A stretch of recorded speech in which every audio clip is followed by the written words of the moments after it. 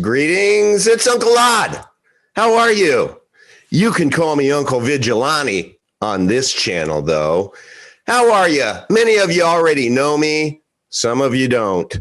I've been kind of a pebble in the shoe of the YouTube and have had many channels banned. They really didn't like what I had to say about some of the things going on in this world. Well, I decided to pivot a little bit and shift gears towards something more constructive. And I have become a cryptocurrency enthusiast. And I'm really excited. What this channel is all about is I went to a summit, the Crypto Vigilante Summit, and it was a 2-day course. And there's lots of great, smart people all around the world who were in there. And they had the price of admission was worth it all, was their Telegram chat that they had. And in there, by the second day, I realized there were a whole lot of other people just like me who really didn't still know what was going on. It was just kind of going over their heads. And within that chat, there were just a lot of really awesome people, other members who had more experience than certainly we did. And I kept observing, and I was like, a lot of the people in here have the same questions I do. It's still kind of clear as mud. I'm really kind of not comfortable with the entire process, but there's some people in here who are really patient, who are answering questions, trying to guide people along. And I thought, why not launch a channel on YouTube? I've always been fairly good at talking to you. And why not start a channel that is dedicated to the newbie, somebody who's interested in cryptocurrency but doesn't know a damn thing about it? And how might we be able to help us newbies figure this out? Well, I can't think of a better way than to start with those real amazing individuals who were in the Telegram chat, who were just helping us out, holding our hands, asking questions, sending us links. I have one of those gentlemen with me tonight. His name is Dan. That's all I know, Dan. And Dan, the man, I don't know, but he has helped so many of us. And we had some private chats going, and it ended up, we were talking about the history of Bitcoin. And I'm like, they always say that you should know your history. And so he asked if I'd ever read the Satoshi Nakamoto Whitepaper. Now, I'm real new to this, everyone. So I was kind of like, who's that? Well, Satoshi, I guess he kind of invented this thing, and he wrote a white paper, and we're going to review that tonight because we want to know our history. If we're going to dive into the shallow end head first, let's know what we're diving into. And did you know that there was a civil war in cryptocurrency? Yeah, that's true. I didn't know it either, but that's true. And Dan is going to give us a little help tonight. The other thing that Dan is going to do is as we always want to try to do, is succinctly be able to share for the new person. How can you get $1,000 of your fiat money from your bank into someplace safe in your house, not connected to the internet, where it can be hacked, that has a portfolio of coins, so that $1,000 becomes 5 or 6 cryptocurrency coins that then you can just kind of tuck away. And over the period of time, they say a lot of people, at the summit, they got into Bitcoin when it was like $2 or $10 or $20. Well, now it's trading at almost $50,000. So imagine if one of those several coins that you have on your little offline cold storage wallet, maybe it's the next Bitcoin. Maybe you get on it now, 2021. At $5 or $10, or maybe even a fraction of a dollar. Who knows? And you wait 10 years, wait 5 years. I don't know. But what if that ends up being $50,000 or $100,000? Goodness gracious. I'm excited about that. I hope you are too. Okay, we're going to take it over to Dan.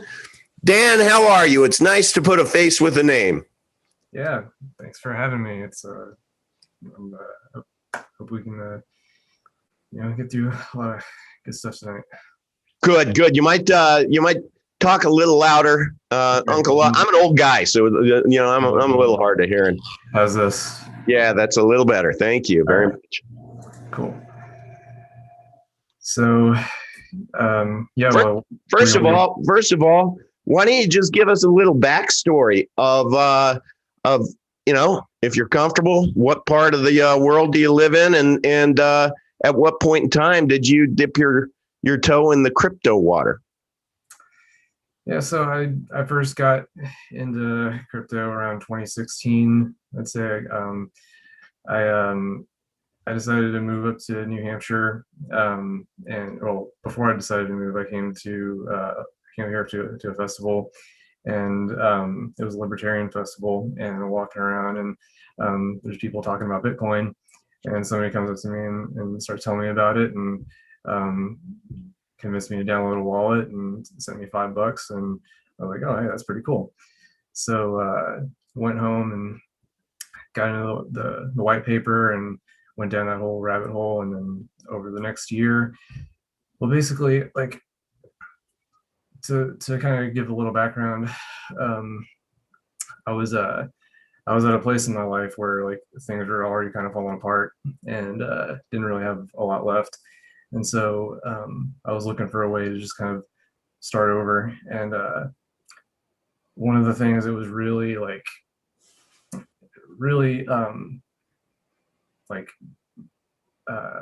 having a really like hard time with was bank fees, and just always like getting hit with overdraft charges, and like subscriptions that like hit when you forget about it, something, and it hits your account. Mm-hmm. And so you start getting nickel and dime to death, and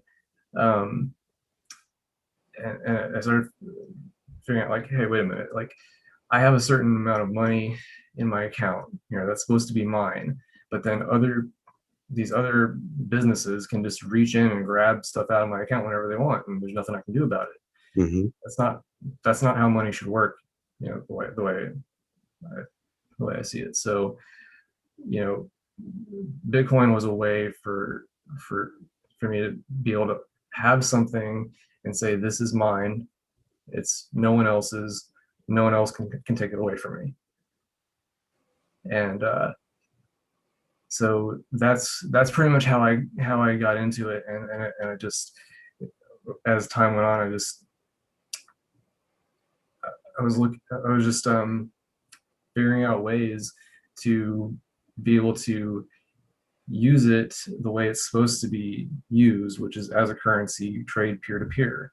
Like, the way I look at it is, if you want to participate in an economy, you have to have a way to send and receive the currency of that economy, right? So mm-hmm. if I go out and I want to, we're accustomed to using dollars, and we think of dollars as these little paper notes that we trade by hand, and then there's a digital version of that, and we have bank accounts, and we just kind of automatically what's the word I'm looking for? We kind of think of the two things as the same. But what ends up happening is, if you want to participate in a crypto economy, you have to have a way to send and receive that crypto, obviously. So if you don't have if you're walking on the street and somebody comes up to you and says, "Hey, I want to hand you, I want to give you $1,000," but you don't have a way to hang on to it, then you can't do that, right? So if somebody walked up to me on the street and they gave me 10 $100 bills, I'd be able to put that in my pocket. But you're telling me that if somebody came and said they wanted to send you a crypto coin valued at $1,000, it's all digital. So you need to be able to say somehow, some way, yeah, sure, please send it here, right? exactly. So now the problem is, well, nowadays it's not just Bitcoin. There's like 1,000 other coins people are using. Mm-hmm. So it doesn't really, it's not that easy to download a wallet for every single coin. So now you have wallets that are multi-coin wallets, and multi-coin wallets, like, well, I guess I'm kind of getting ahead of myself here, but why don't you, since we're working on the premise that there's somebody who's really interested in getting involved with cryptocurrency, but they don't have a clue. Can you explain what a wallet is? What a crypto wallet is? Yeah. So there's a distinction that I want to make. So when you download a wallet is just a piece of software. It's this piece of software that allows you to interface with the blockchain, which is the database where everything happens. Okay, so a wallet, the wallet software is what creates a file. It'll create a file on your computer that's also called a wallet, but that file contains your keys, your private keys, that you use to access your funds that are stored on the blockchain. Does that make sense? It makes sense, but I don't know what a blockchain is as a newbie. Okay, so just think of it as a database that anyone can write to, but once it's written to, it can't be changed. Okay. That's all it is. And it's just, you can think of it as just a database that's like in the cloud or whatever you want to think of, in ether. And it's a record of every transaction that has ever occurred on that network. And that initially started, the blockchain started as a Bitcoin blockchain chain, right? Or that was the first one, yeah. Bitcoin was the first one, and it just started on a single computer. Every computer that runs the Bitcoin software is called a node. Okay. And at first, it was just, you could run it on your laptop, and on the laptop you could start mining. You could use the CPU to mine Bitcoin. It would just generate. What it's doing when it's mining is the computer is guessing the answer to a really, really complex math problem.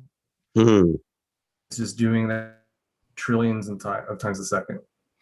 I never understood block or mining at all, so that was helpful. So it's trying to crack the code. So Right. So is it kind of like, I imagine the blockchain has it as a safe, and you have a digital safe, and you have your computer that is connected to it, and you see the safe dial, right? And so you were using your computer, your CPU, to be able to just 3 to the left, 4 to the right. Didn't work. Well, so the way I put it is, so when it was just a few computers, just think of it just like a few computers running the software. It's the CPU of the computer is. I'm trying to think how best to explain this. So every computer has a copy of this ledger, right? And every 10 minutes, roughly on average, it's actually it's random, but it's calculated to be 10 minutes every 10 minutes on average, that the answer to this math problem will be found by someone, by some miner on the network. Oh, That so it's built into the program that somebody's going to crack the code every 10 minutes? it's like I said, it's random, but it's determined by how many computers are participating in the network. Okay. So you've got miners, and like now you have mining pools, which are groups of computers that have basically compiled their computing power into pools to all like work together on the same network. It's a little bit complicated, but we can get into that later. Mm-hmm. But basically, um, so yeah, every computer has a copy of this ledger, and then as you know, imagine there's transactions happening all the time, right? So um, every 10 minutes, roughly, a miner will find the answer, will guess the correct answer to the math problem, and then that computer gets the right to go into like look at all the transactions that have happened since the last block, and it adds them all up. It does all the math. It verifies everything's correct, and then it stamps it um, with a signature. It hashes all the transactions, and it pushes it out to the rest of the network. All the other computers can then check the math, say, "Yep, that's good," and then they add it on to the last block, and then they start working on the next one. Got it. Okay, that was very helpful. Thus, the blockchain. So Exactly. each one of those 10 minutes, and I know it's random, but let's just call it 10 minutes. Mm-hmm. Those transactions in there is a block of transactions, right? Yes. Yeah. So when you hear the term block, you can literally just think of like a page of a ledger. Okay. It's just like input, output, and here's the amount. And then it's like every line is a transaction saying this address sends this much to this address. Okay. And then all the miners are doing is they're competing for the right to be able to claim that block, claim the next block, because every block, like if you're the computer that guesses the right answer, not only do you get to determine the transactions that go into that block, but you also get the reward that comes with that block, which is fresh new Bitcoin. So in the beginning, you had people that were just sitting around in bedhead and underwear in their mom's basement using their computer in between video games that were mining Bitcoin that are now, probably billionaires, right? Yeah. Yeah, that's pretty much how it went. They're going to run the world, man. That's why I try to befriend them as these youngins as much as I can. So with Bitcoin, there is that ledger. Just help me now when I hear there is a Litecoin, there's Monero, there's Ether, there's all kinds of different coins, 7,000 in total and growing. And does each one of those have their own ledger, or do some of them leech off of the Bitcoin ledger that's out there? Does it fork off? Yes. Both and. Yes. Okay. It's like all of the above, pretty much. Some of them are completely their own thing, separate from Bitcoin. Like XRP, which I'm a little bit familiar with, that would be completely separate from Bitcoin, right? Yes. That's its own. Yeah. Okay. Yeah, it's. I don't know too much about the technicals of XRP, but from what I understand, yeah, it's meant to basically be fast, like it confirms in like less than a second. Yep. And um, but there's no proof of work behind it. Like they basically got rid of mining. Right.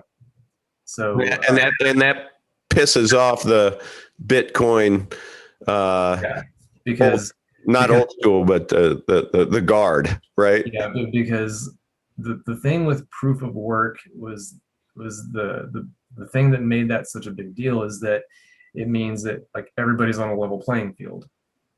Right? Well, what is proof of work then? What's that mean to me? Right. So basically, it's like when I was describing mining, how the computer guessing the answer to a math problem. Who's asking that question, by the way? That's one thing that. Okay. So that's what's built into the framework of Bitcoin, if you will. Like it's hard coded into the software that to generate a math problem that can only be answered by guessing. And so you have this the SHA-256 algorithm, which is what the Bitcoin miners use, and all that is you basically it puts out a string of random letters and numbers. It's just it's a really fast algorithm, so a computer can generate trillions and trillions a second, Hmm. and they're just random bits of information. But every now and then, some miner will find the right one to plug into this math problem that solves it, and that allows that miner to create the next block. Okay, so Dan, when I was young, when Uncle Odd was young, I would eat breakfast and I'd have a box of cereal on the table, and I would turn that box of cereal around and I would read the back of that. That's how we enjoyed breakfast when we were young. I remember. Now, at some point in time, there was some kid eating his Cheerios who just did not read the box. He was thinking about writing code for this. Who in the hell is this guy? Who invented this math problem and this ledger? And is that this Satoshi dude? Yeah, that's what people nobody knows who Satoshi is. There's a lot of good, interesting theories. And I don't know. I've gone down that rabbit hole, but do you want to out me? I mean, you can go ahead and do it right now. Uncle Odd plays like he doesn't know anything, but do you go ahead, let everyone know that I'm Satoshi. Okay. Well, I didn't want to blow your cover. Okay, don't. Okay, we'll maintain. Okay, so this Satoshi dude is anonymous, right? Yeah. So I think DARPA could have been. I think he's got some. I think Satoshi was a group of people, not just one person. It was a group of people, and I'm pretty sure they had some connection to military government stuff. Yeah. I'm not really sure. Like the thing is, like nobody really knows where it came from, but people have pointed out, that there's like pretty much all of the major like pieces that come together to form Bitcoin. There's actually like 4 core technologies that come together to form Bitcoin. Blockchain is one of them. Cryptographic keys is another one. Digital signatures. I can't remember if I remember everything, but basically, a lot of these technologies were developed by the military and or the government. Mm-hmm. And so that's one criticism I've heard a lot of people say, like, I don't trust Bitcoin because it was created by the government. Well, the things that are created by the government were like algorithms, math. Yeah. So it's like, to me, that's not a reason not to trust Bitcoin, because if you really look into how it works and how the cryptography works, it checks out. It's just math. Okay, it's just math, and from what I understand, what little I understand, is that the way that it has evolved, that ledger has evolved, or Bitcoin has evolved, it would be impossible for it to be centralized, the control to be entirely centralized. Is that fair? I don't know if I'd say impossible. Okay. They're definitely trying. There's forces out there at work that are trying to do that. And I think they're having a pretty good degree of success with it. But like, but yeah, to get back to your earlier point about proof of work, is that the point of proof of work was to put everybody on a level playing field. One of the things that Satoshi says in the white paper is 1 CPU equals 1 vote. So it's not a matter of like who can you know, force their way in, or it doesn't allow any room for subversion tactics or anything. It's like you want to mine Bitcoin, you bring your CPU, and 1 CPU is 1 vote. So Okay. so the point of it is it kind of relies on the majority of the network to be honest actors, because if in game theory, the way it's explained, so if you're an attacker and you wanted to try to take down the Bitcoin network, the only way you can do it would be to amass enough computing power to overpower the honest miners on the network. But if you were going to do that, you'd be better off just mining Bitcoin honestly instead of trying to destroy the network that you invested all that energy into. Okay. So when they say that Bitcoin uses a tremendous amount of energy, and that I think is one of the arguments for something like XRP or Ripple or that network, is that because there is no mining, they're using no energy to be able to do the mining. And so, I don't understand a thing about what I just said, but maybe you can help me clear. Yeah, like with XRP, they run on what they call validator nodes. I don't really know much about it, but it's just from the name of it, it sounds like these are just nodes that kind of just sit there and they just do the math, but they don't do any work. Like there's no proof of work behind it. So right. So yeah. The only reason why I know about it is that's how I got into this. Is I just had some guy through a Telegram chat saying, "Dude, you need to buy some XRP," and I'm like, "What's XRP?" I mean, I do have some XRP, is because like I got into it a little bit too, because it looks like it is going to be part of whatever the next financial system that we're moving into will be. I think it's going to be a core part of it, along with a few others. So for that reason, I don't think it's not a terrible idea to have some in it. Yeah, the only reason why there's an issue at all is that the SEC filed a lawsuit against Ripple, and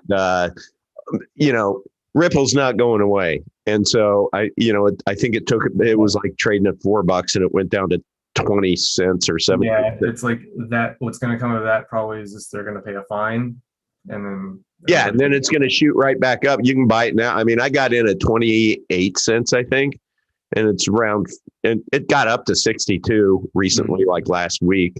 But if it could, once a lawsuit is settled, which it will, I mean, why wouldn't it go right back up to $4 or even a lot higher? So anyway, I was tempted to, when it got up to around 60 cents, I was tempted to take it off the table. And then I thought, no.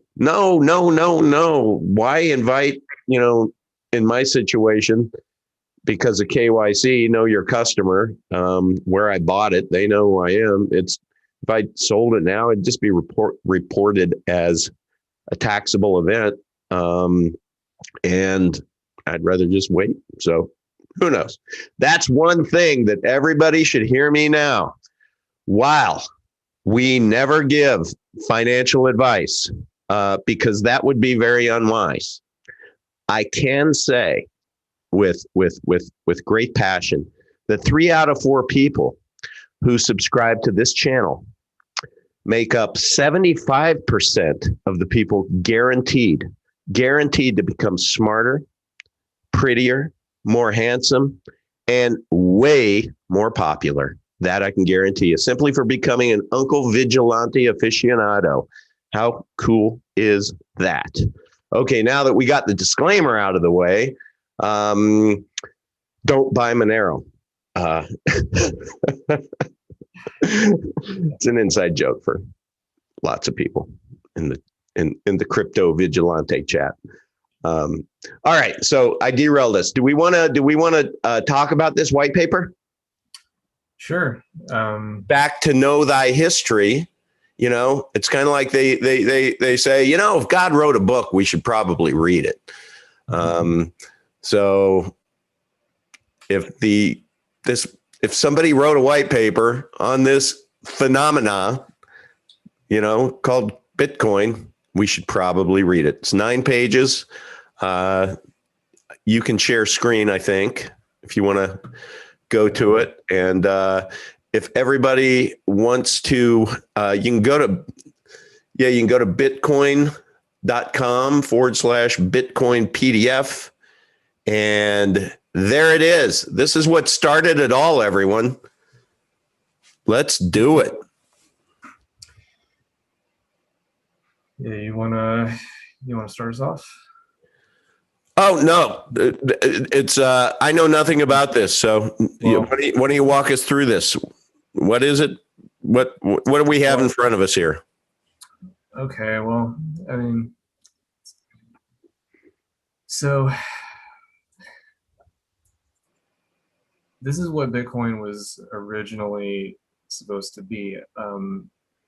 It's a purely peer-to-peer version of electronic cash that allow payments to be sent directly from one party to another without going through a financial institution. I mean, I don't even want to like read through the whole Yeah, thing. we don't have to read this. I have a big mouth, so just for the and a good mic here. So just I mean, why not? Look, here it is in the abstract. A purely peer-to-peer version of electronic cash would allow online payments to be sent directly from one party to another without going through a financial institution. That's kind of cool.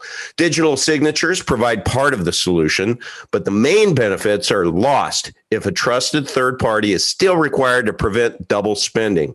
We propose a solution. What's that? We'll stop you right there. Yeah. Are you familiar with the term double spending? I have never heard it before. Okay, let me explain that. Great. So the problem with digital currencies up until Bitcoin came along was that you needed a central authority, somebody issuing the currency, in order to make sure that if I'm paying you, you have no way to make sure with a digital currency, because it's just bits of information. See, so you have no way of knowing if I send you, say, $20, Mm-hmm. that I don't take that same $20 and go give it to somebody else, just as a copy. Okay. Because you can copy bits of information really easily. Right. So the problem with digital currencies was having a finite amount of something that is like sort of infinite by its nature, right? So so double spending is like if let me say it this way. So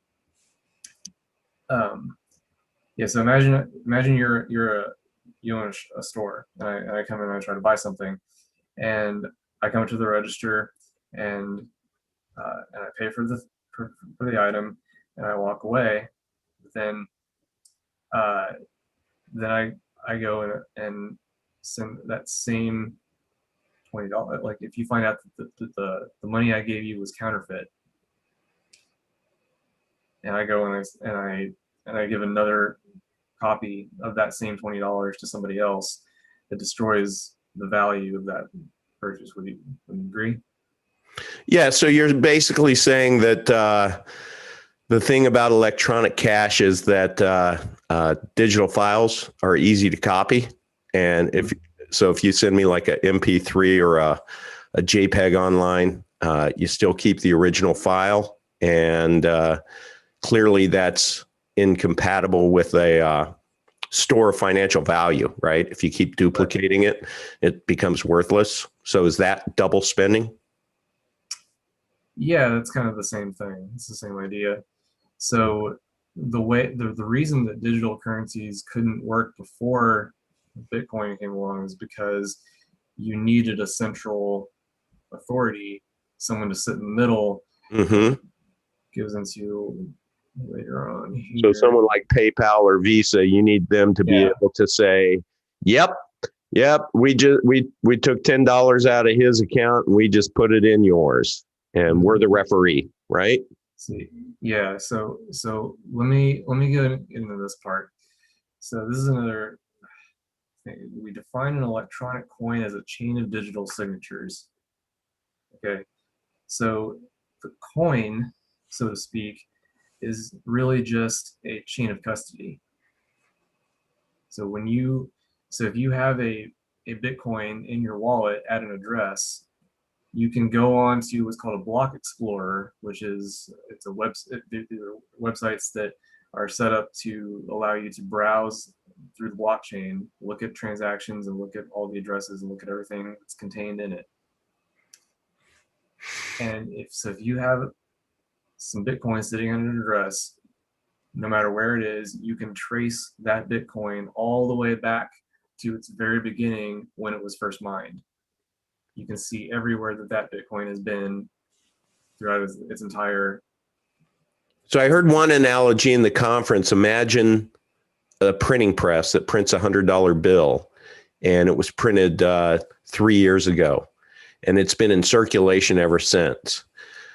This Bitcoin ledger with a Bitcoin would be like taking that $100 bill, turning it over, and you're going to be able to see every time it changed hands, from who to who.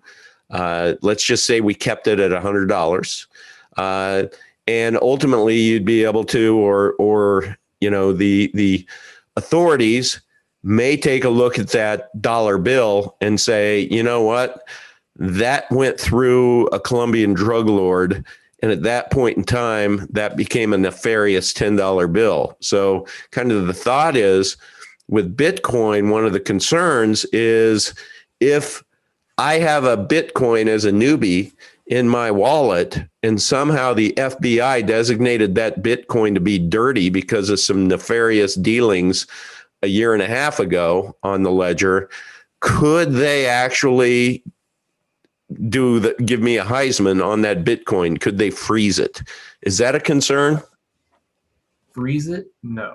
Not freeze it, but what they could do is they could blacklist it, which means like any exchanges would see that, okay, they would probably get some kind of order saying don't accept, or well, I guess what they would say, like, say you have some Bitcoin at an address or something that you control, it's not at some other institution, but now this is blacklisted. You can still do whatever you want. Like, you can send it anywhere. There's nothing they can do to stop you from sending it somewhere.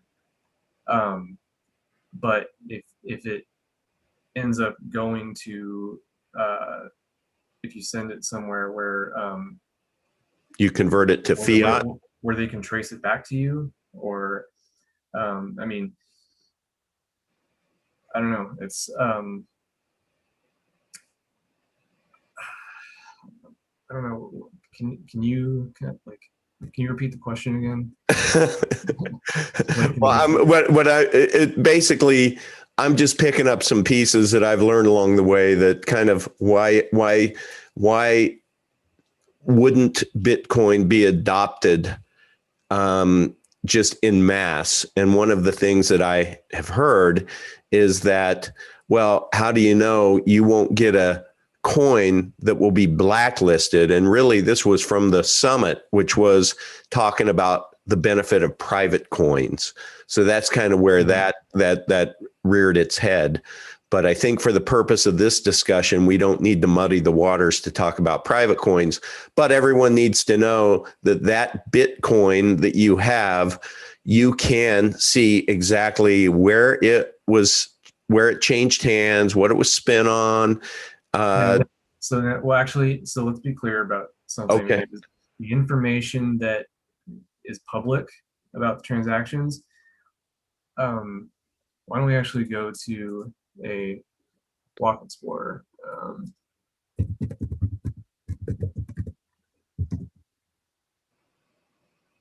So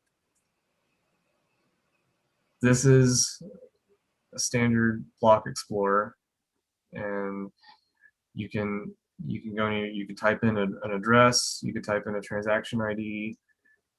Can you type in someone's name? Like, I want to know how many Bitcoin Elon Musk has. No, because everything that's stored on the blockchain is pseudo anonymous, is the term. So this is what a transaction ID looks like, and so this is Ethereum. So let me see if we can go to Bitcoin. Okay, so this is what the Bitcoin blockchain looks like right now. So here's the latest block that was mined. You see the block hash. If I click on that, this shows me, let's see if it's a block. So there were 1,600 transactions in this block. Okay, transaction. Okay. So when you mine and you get informed that you have a block, that's got to be a great dopamine hit, huh? Oh yeah. But yeah, so these are the transactions. So these are transactions that were recently made on Bitcoin. If I click on an individual transaction, I can see, okay, this was sent by Coinbase, and the recipient was here. This for 7 Bitcoin. So this is all you can see is okay. Press. Now, unless if I owned a company, like if this was an exchange, let's say, and the address belongs to a customer, then that exchange would have that information on the identity of that customer. Right. Okay, but you can't look that up directly on the blockchain. There's no personal information at all stored on the blockchain. Got it. So you still are private as an owner of Bitcoin, just not to the exchanges where you have to send and receive or buy and not send and receive, but buy and sell, right? Yeah. So I would say you can be anonymous, not necessarily private, because nothing like this. Bitcoin is 100% transparent. So 0% private, but it's anonymous because unless you can link that to a real identity, that's all you got. Right. So bottom line is we don't need to worry about the privacy part now when you're a newbie. It's just, we just want to be able to know that you are, when you get involved with this, you are buying something that is considered to be stored value. That, I mean, what is value if you think about it? Ultimately, people determine what value is over time. People have determined that a piece of paper rightly printed that has 100 on it is worth more than one that looks the same but has a 1 on it. It's a different value. So for whatever reason, Bitcoin right now has an established value of almost $50,000. You could buy a Tesla with 1 Bitcoin. Crazy. So, okay. So yeah, let's get back to this. So part of the reason for Bitcoin's creation was that we wanted to get rid of the intermediaries. So we wanted to be able to have a peer-to-peer transfer, meaning I want to be able to send you some money without going through Bank of America or PayPal or Visa or something. Why can't we just send it to each other? Right? Okay. Exactly. So yeah, Bitcoin was the first system that came along that, allowed all that to happen, without actually having any kind of intermediary. So it allows Mhm. peer to peer. Now, yeah, the rest of this is kind of dry. I don't know how much time you want to spend on this. Um, this is talking about proof of work, where you talked about it. Um, Proof of work is one CPU, one vote. So I'm just taking a look here. It looks like Bitcoin's Genesis block, the first one, the beginning of the blockchain, contains the text, "The Times, 03 January 2009, Chancellor on brink of second bailout for banks." So looks like Satoshi wasn't a big fan of financial institutions. Yeah. So it was 2009 when this craziness started. Yep. January 3rd, 2009. Okay. Bitcoin's birthday. Whose birthday? Bitcoin's birthday. Okay. Okay. Yeah. So are we clear on how, well, this is we haven't talked about this yet, but um are you familiar with hashes? No, Okay. no idea. Okay, so a hash is, you remember I was telling you about when the miners and how they use the SHA-256 algorithm to just spit out a random number? Yep. Okay, so that's basically what a hash is you take some set of information that is like the thing that you want to basically you want to basically say you have a file that contains unique data and you want to give it a fingerprint, a digital fingerprint. You run it through a hashing algorithm that takes those bits of information, however they are, and it runs it through an algorithm that spits out a random number. And that random number, no matter how many times you run that file through the algorithm, you'll always get the same number. But you can't take that number and reverse it. You cannot go backwards. So it's kind of like when I take my dog for a dump. what goes in comes out, and it's not going the other way. How's that for a horrible analogy? Yeah. Yeah, we keep it light here in Uncle Oddville. But yeah, so anyway, so you take, in this case, you would take the previous block of transactions, and it's a you run all that information through the hashing algorithm, and you get a hash, and that hash then identifies that block. It's like a fingerprint. Okay. And so now that hash can actually take the place of that block. So where you previously had a whole block of information that maybe that's several megabytes of information that you don't really need anymore. Once you have the hash, you can take that and use that in its place. Okay. And it's a lot smaller, so you can save disk space that way. Okay. Now, what happens in Bitcoin is you've got different types of computers that are running the software. Like you've got your miners that are doing the really hardcore computing work, mining blocks. And then you've got full nodes, which are non-mining nodes. and those are just computers that they have the entire copy of the blockchain, but they're not mining, they're just watching. Okay. And the reason you would do something like that is if you are, say, you're running a business that relies heavily on the blockchain, and you don't want to rely on a third party to tell you what's happening on the blockchain. You want to run your own copy. I see. So like like Coinbase runs their own nodes. Okay. Because they have an interest in they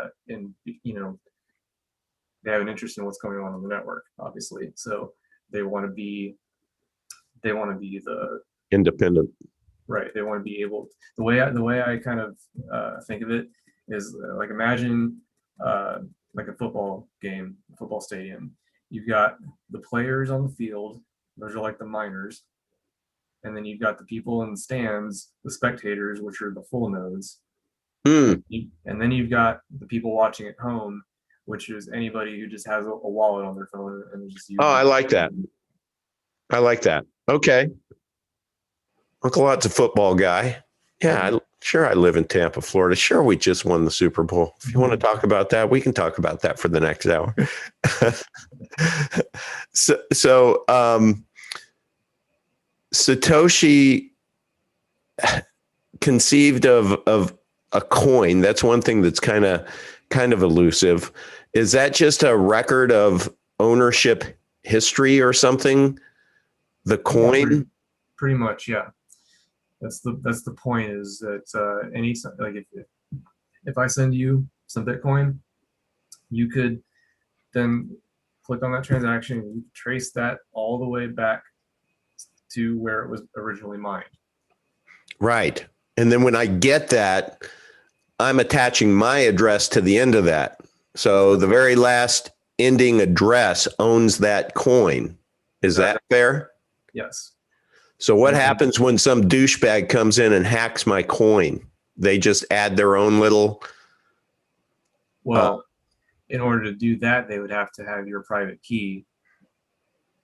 Yeah. I'm just speaking from what's the word I'm looking for? Vicarious experience. I have my friend that got me involved with XRP. He had his coins on his laptop Exodus, not in a Trezor, and poof, be gone last week, all of it. Yeah, heard about that. Yeah, that sucked. And so he figured it out, though, that it wasn't Exodus. It was the fact that somebody had put some spyware on his computer at some point and were, capturing his keys. So that's one of the first things that people should do when they're getting in this, is make sure that they, what's the proper terminology? Run some kind of spyware program to make sure you're. Yeah, well, my solution to that is get rid of any proprietary software.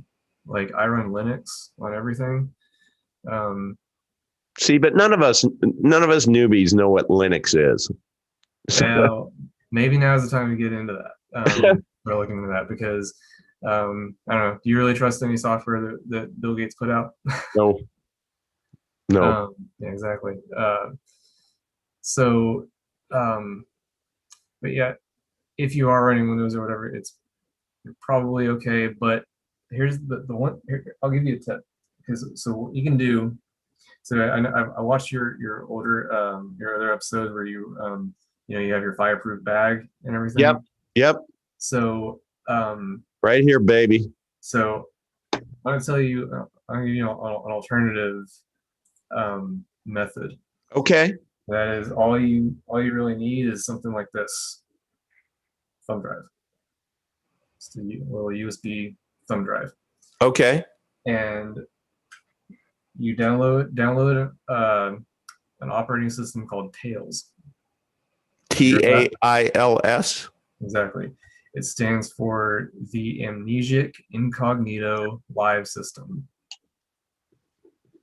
You don't need to remember that, but basically, yeah, it's called Tails, and you install it on the USB stick, and then you can reboot your computer, and it'll boot from the USB stick, Okay.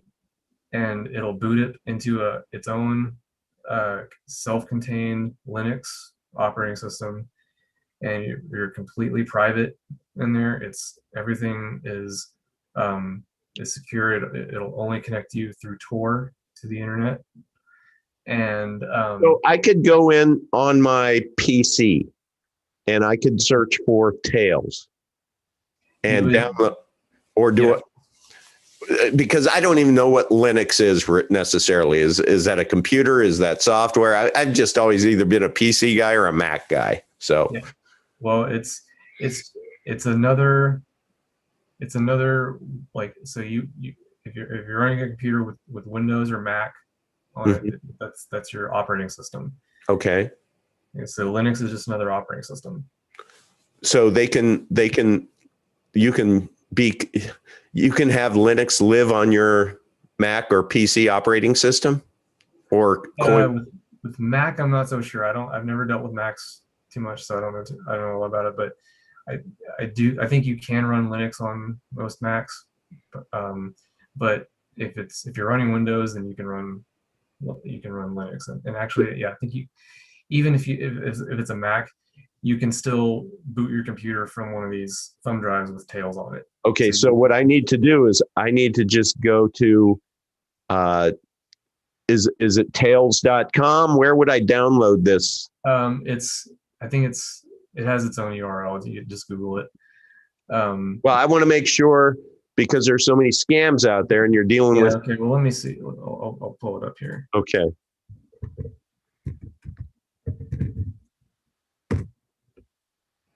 It's tails.boum.org. B what? boum.org. Okay. And now when you boot up into this, so like you reboot your computer with the thumb drive plugged in, and it'll boot you into a secure Linux operating system. And then what you can do once you're in there is you can set up an encrypted partition. Is there? Okay. Are you sharing your screen? I'm not seeing anything. Oh, okay. It stopped for some reason. Here. Okay. So yeah, when you get in there, you can set up an encrypted partition that lives on that USB stick. So that means everything you do in there is totally secured by your password and your encryption keys. So when you're in this right now, when I'm on my computer on my PC and I've launched this, then anything that I'm doing is within that USB, and Yep. it's not on my computer. Yes. But can somebody see it? Like if somebody hacked my computer and had a keystroke program on there, No. it doesn't come over here? No, not with Tails. With Tails, it's designed that way to be completely. It does not leave a trace on your computer. You can plug it into any computer, boot up into this Linux box, and you can do whatever you want. Unplug it, and it doesn't leave a trace on the computer. Now, does this take the place then of like a Trezor, or it could? I mean, no? You could do it that way. I mean, are you storing any coins on your or are you just doing this to protect yourself when you're surfing? So when you're surfing, you don't have to download a VPN and all that stuff. It just automatically happens through your browser that's booted from this Linux magic. I mean, you could do it. You could use it for that. So I'm not sure I understand what you're asking.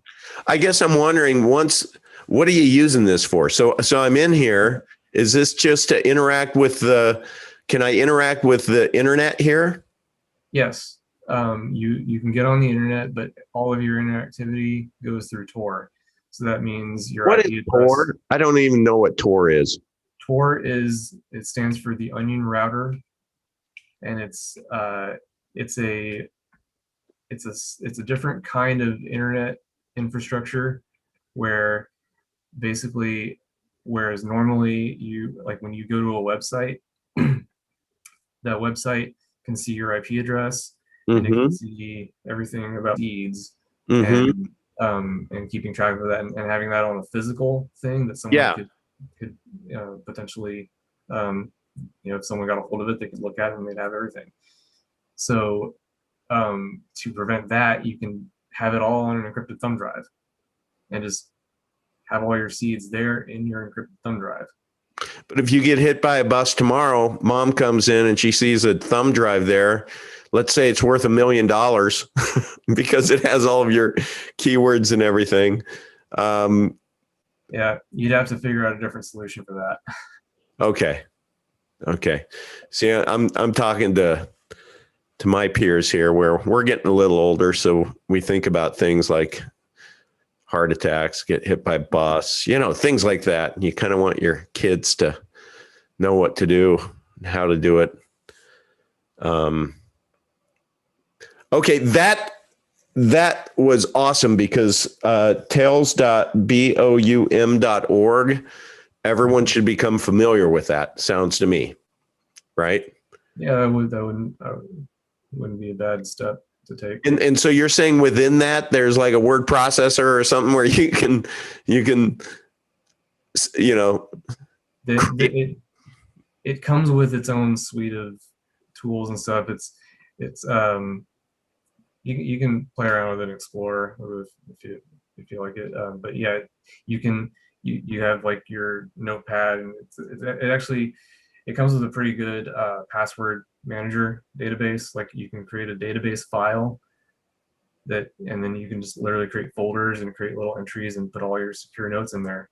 And then that whole file is encrypted with your Wow. own password, and that's all in its own encrypted partition on your thumb drive. Okay. That's a big deal. That's awesome. Thank you for educating us on that. Sure. That's cool. So do you like dumb old me? I just launched Safari and I go surfing, right? You've probably not done that for years, right? You go through protected, when you're out there, you're going through what? What do you use? For what? What do you mean? To surf the web. If you're going to, I mean, just VPN and Brave browser. okay. So, but the VPN within the Brave browser? I have a separate one. The one I use is called Private Internet Access (PIA), PIA? and they're pretty good. So yeah, it's pretty good. It's fat, and you can pay for it with crypto, So, and they take no personal. so again, why don't you educate us newbies on what is a VPN? What's the purpose? I know that, and at bottom, it just keeps your IP address private. So wherever you go, they don't know it's you. Yeah. So basically, like you pay for your internet subscription, right? You Yep. pay your ISP. Okay. So if you don't have a VPN, then that means your ISP set up a router at your home, right? They control that connection to your home, and anytime you go to visit any website or do anything, they basically can see everything that you're doing. Okay. So They is see all the websites you visit. is a VPN software you put on your computer, or is it hardware? It's software. I mean, yeah, it's software. And it's you can set it up in a lot of different ways. You can set it up on a router if you want. But the thing is, because it encrypts your connection, it requires a lot of like computing power. So like if you try to set up a VPN directly like on your home router, it's probably going to be really slow because your router doesn't have a lot of processing power Right. to do the encryption. Well, that's But somebody had suggested in the Summit group a VPN that they liked, and then I downloaded on the app on my phone immediately, and geez, I tried to search something, it's just like chug, chug, chug. I'm like, no way I'm going to use it. you were connecting to like some European server or something, right? Yes, Poland. Yeah, so you should pay attention to the latency of the server you're connecting to, and it's not always necessary to go out of the country. Like if you're just normally surfing the web, then you pick a server that's close to where you are, Okay. and then it'll go on faster. Okay. Yeah. And all it's doing is it's making sure that, say you go visit a website, your ISP, that all they can see is that you're talking to your VPN. They can't see what other sites you're going to. Okay. I see. So got it. Cool. So yeah, that's what a VPN is for. Okay. Another thing that, while we're on the topic of encryption, when you go visit a website, let me see, let me share my screen.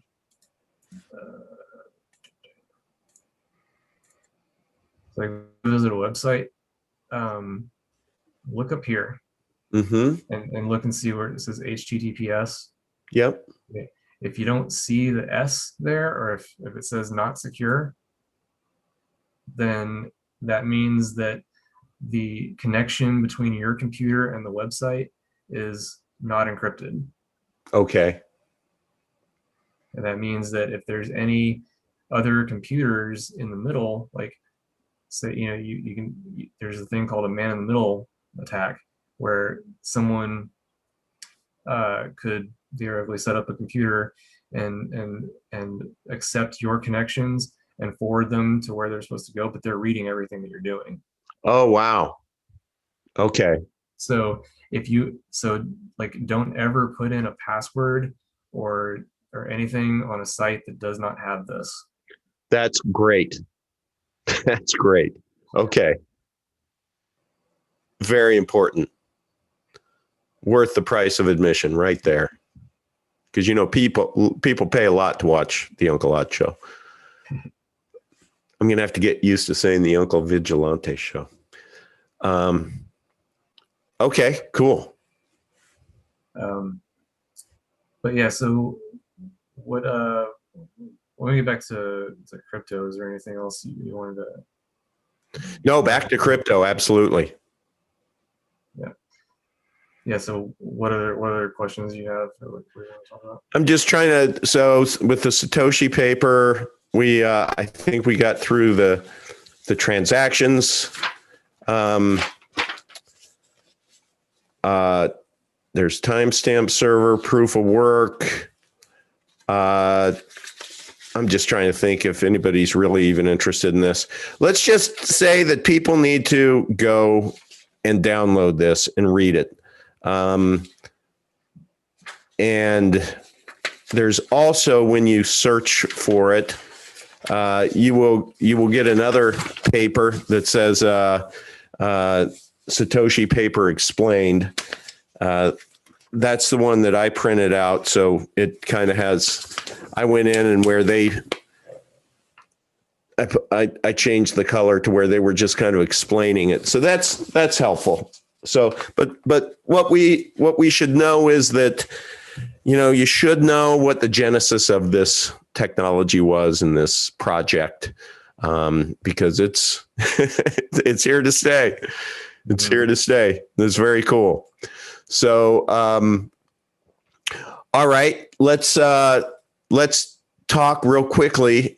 We had talked before, and I've tried to make this really simple. How would you coach someone who is just getting new to crypto? What would you coach them to do to be able to just get $1,000 of their money involved as an investment with cryptocurrency safely? Okay. Well, So one of the things you probably noticed if you've gone through trying to buy Bitcoin and move it to your Trezor and everything, you probably noticed that there's like you don't end up with as much as you put in, right? Yes, good point. Um, yeah, that's a problem that a lot of people are having.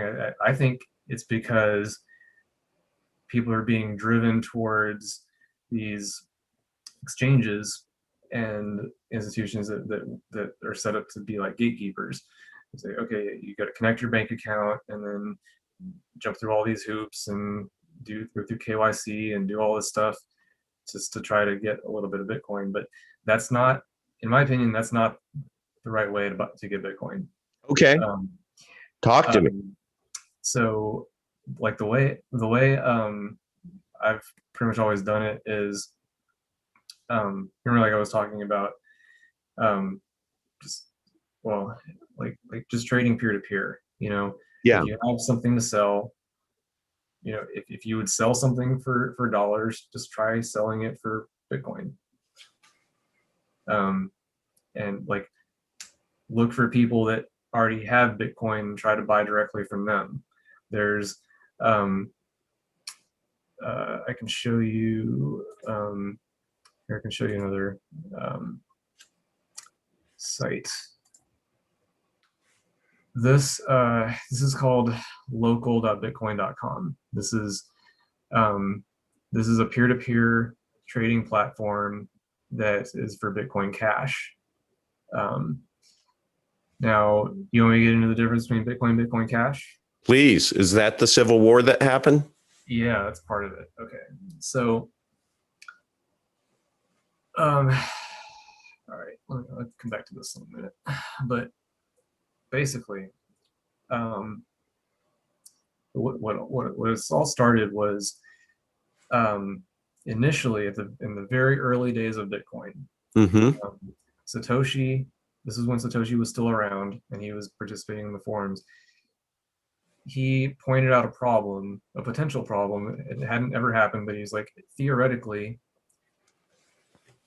in those early days, if a malicious, uh, someone malicious wanted to, they could have, you know, came in with a whole bunch of computing power. Remember when I said in the beginning it was just people running it on their Mm-hmm. own computers? If a really powerful attacker came on the network and was able to overpower all of the people, all of the honest people on the network, then that would destroy Bitcoin. Hmm. So to prevent that, what Satoshi did was he put in a limit to say that a block, every new block could only be a maximum of 1 megabyte. Mm. Okay, that was fine because at the time there were very few transactions, and so there was nowhere close to hitting 1 megabyte per block. Okay. Now, as time went on, more and more transactions happened. They started to get closer to that limit, and when that happened, uh, that's when fees started to go up because there's a limited amount of block space. So that means now when you send a transaction, you're competing with every other transaction to get mined into that next block. Oh, okay. And so what has to happen is if you want to make sure that your transaction makes it into the next block and gets that confirmation, then you have to send a higher fee than the person before you. Okay. So what happened was the transaction capacity or the transactions on Bitcoin were hitting that limit, the 1 megabyte limit, and then there was an overflow. There's an overflow of transactions, and now every transaction, like the fee started to rise and rise and rise. And so what we saw in 2017 when Bitcoin was getting close to that 20,000 and then crashed. Mm-hmm. The reason that happened is because when the price of Bitcoin went to 20,000, the fees also went astronomical as well. And so it became the case that to send a transaction, even like no matter how much like the value of the transaction was, it was costing people $50, $100, in some cases even $1,000 Jeez. to send a single transaction. And then the miners just basically couldn't keep up because they were limited to 1 megabyte every 10 minutes, and there was just a backlog of transactions that they would have to find a whole lot of blocks very, very quickly in order to get all those transactions mined. So basically, you're talking 10 pounds of sugar in a 5-pound bag, right? Yeah, pretty much. Mm-hmm. And so, but what happens to those transactions that don't make it? Right. So the answer to that is they just sit there for days and sometimes weeks until if they don't ever get confirmed, then they'll get dropped from the mempool, and it'll be like the transaction never happened. So, but meanwhile, if you're the one who sent it to somebody, you're kind of freaking out, right? Because it's taken forever. Right, because you sit there, you see an unconfirmed transaction, and then the other person is sitting there like, yeah, I'm waiting for it to confirm. I see it unconfirmed. And then you check back a few days later or a few weeks later and it's gone. Like it never happened. But it's back in your wallet. Yeah, like you wouldn't have lost it because it didn't get mined. Okay. But the so person so when you send, let's say, a Bitcoin, you're sending it someplace for a miner to find it, to pull it into their. No, what you're doing when you send a transaction, what you're doing, like I said, a coin is a chain of digital signatures. So if you send me your address, I take your address and I take my coin. I say I want to send this coin to you, so I take your address Mm-hmm. and I add it to the end of my my coin. Yep. And I sign it with my private key and I send that to the network. And Yep. the Bitcoin miners see that, they check the signature to see that it's valid, that it came from my private key, and say, okay, yep, now you're the owner.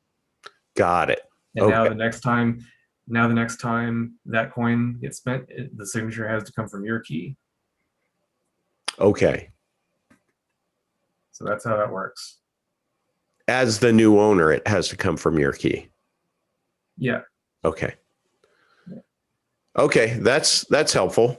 No, this is great. I mean, it's this is one of those to where we kind of have to trudge through things to make sense of it all, but that's why everyone isn't doing this. I mean, bottom line is this is all kind of hard.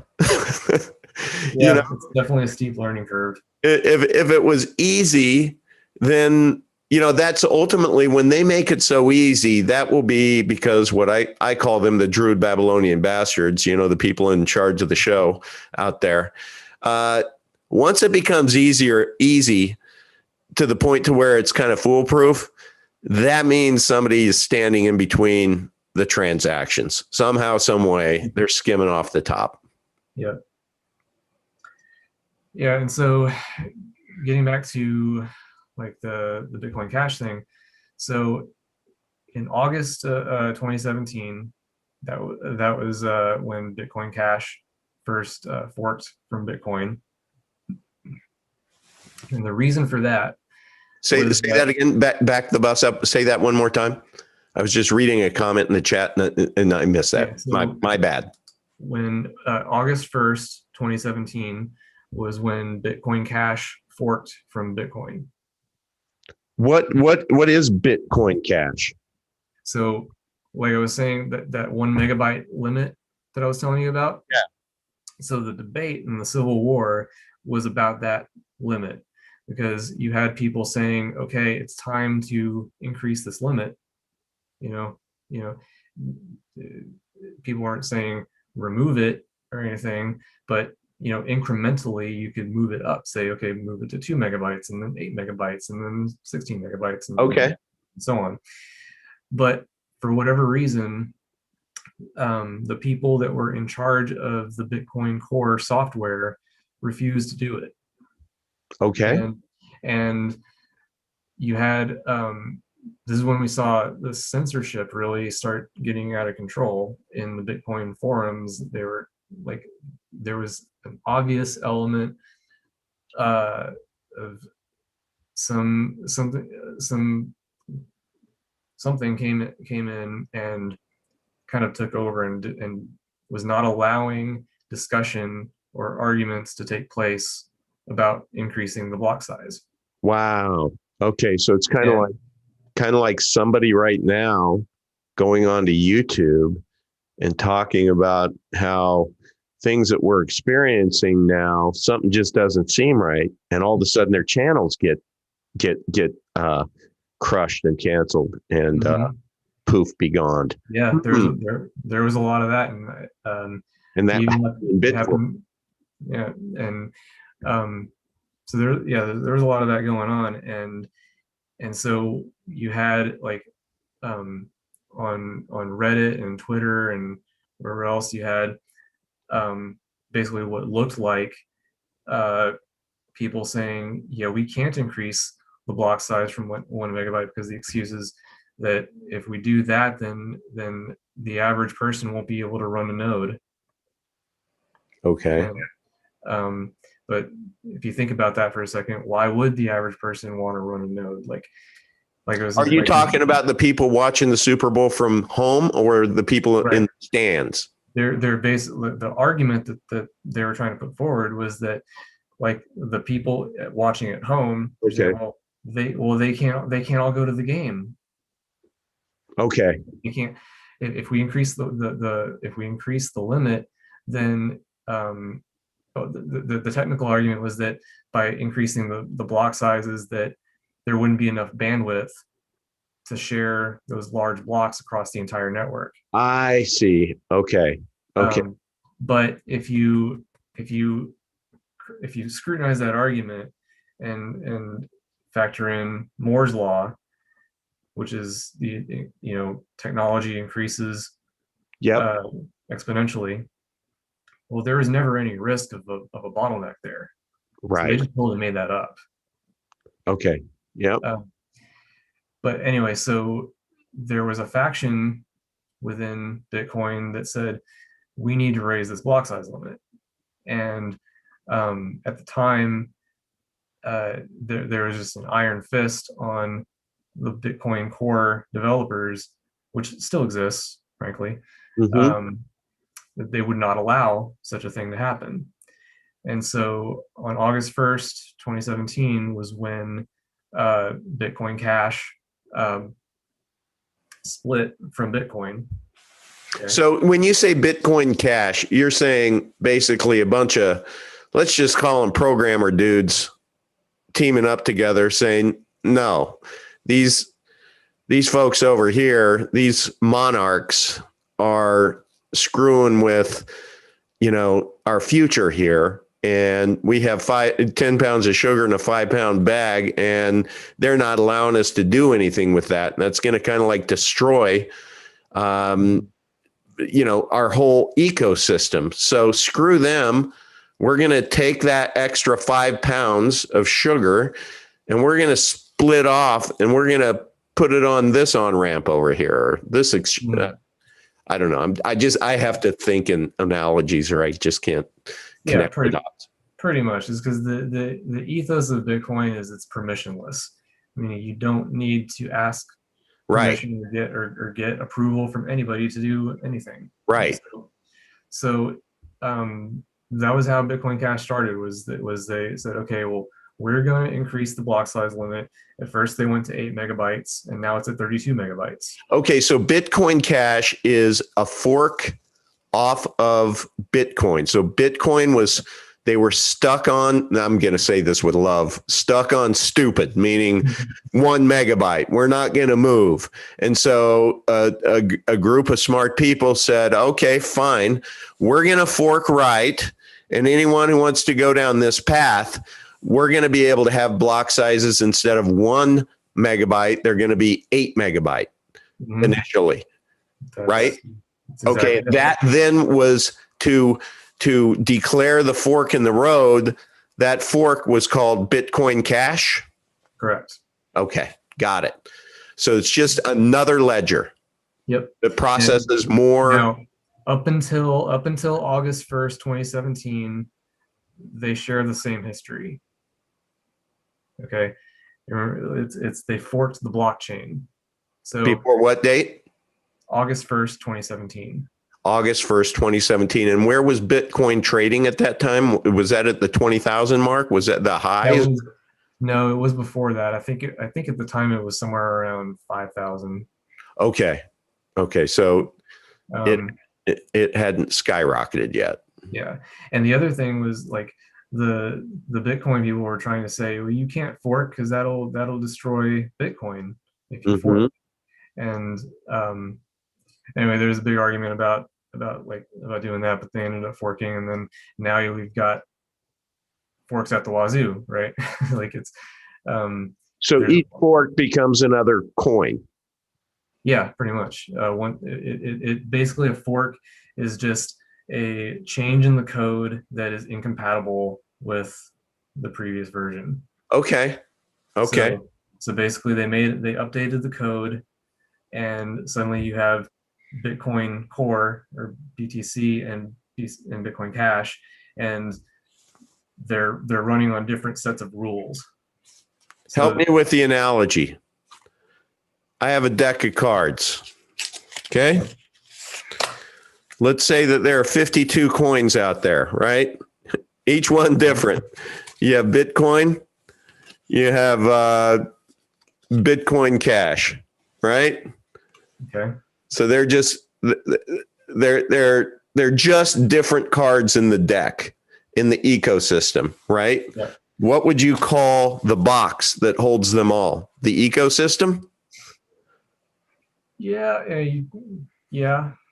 I mean, but is it all forks off of the original Bitcoin, or no. there are some new, like, has there been whole new, I guess, would the Bitcoin be considered Bitcoin ledger, and then Bitcoin Cash is the Bitcoin Cash ledger?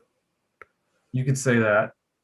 And then you have somebody like XRP that just creates something entirely different than either of those. So it's almost like a different species of coin.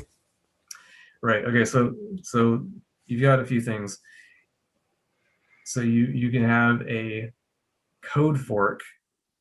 Okay. Which, let's say, so you have Bitcoin, how it started out with its own Genesis block and it has its own set of rules right from the very beginning.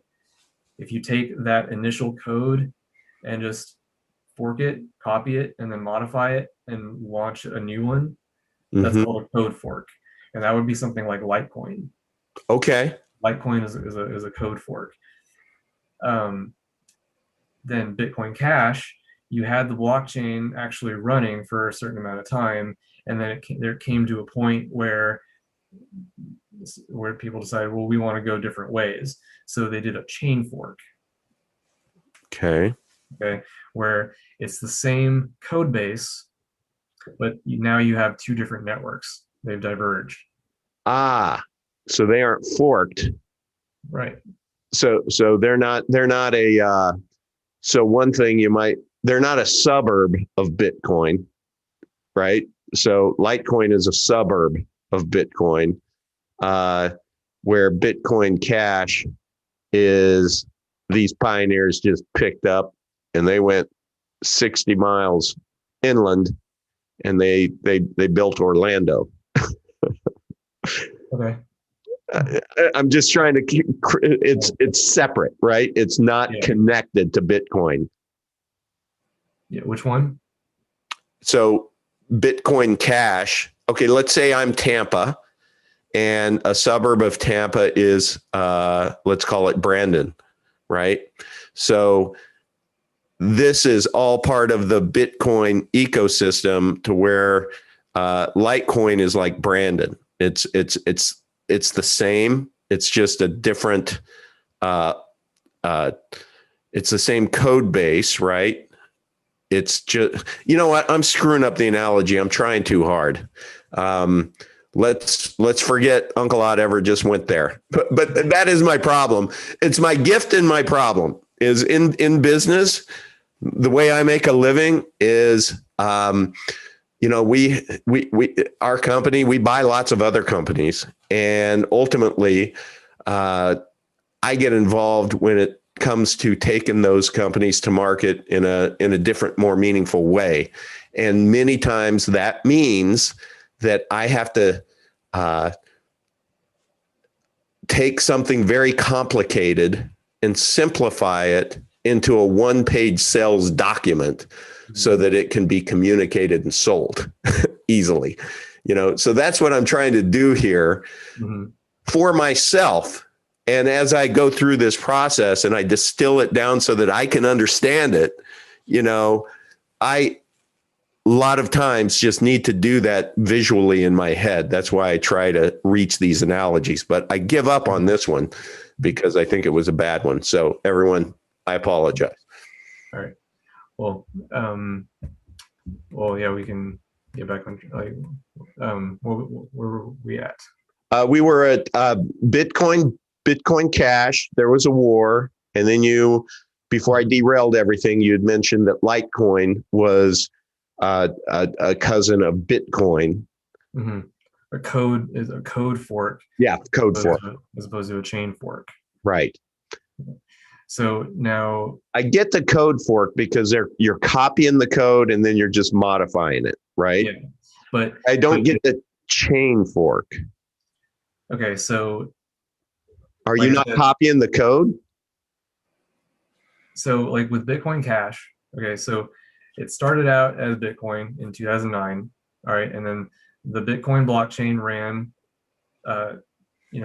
until 2017, August 1st, and then it split. Bitcoin Cash. Okay. And I'm talking about the blockchain itself, the database file. Okay. So you have a database file that at a certain point they refused to augment, and so the fork was because they wanted to augment, right? The code. They had differing opinions on how to move forward. Right. So the two, Bitcoin and Bitcoin Cash, share the same history. They both technically go back to 2009. Like if you go on Bitcoin Cash. Okay, that's good. And if you look at the Bitcoin Cash blockchain, you can go all the way back to January 3rd, 2009. Okay. Got it. But when you get to August 1st, 2017, there's a change in how the blocks. Well, you wouldn't actually see it because all they did was they removed the limit. But on Bitcoin, they went a different way, and like I was saying, like because of this problem of the rising fees on Bitcoin, they had to, because they refused to raise the block size limit, they had to introduce all these other things to try to address the fee problem. But really, if you think about what happened, is the things that they're trying to do to fix these problems are really just introducing more problems that Bitcoin already solved a long time ago. Wow.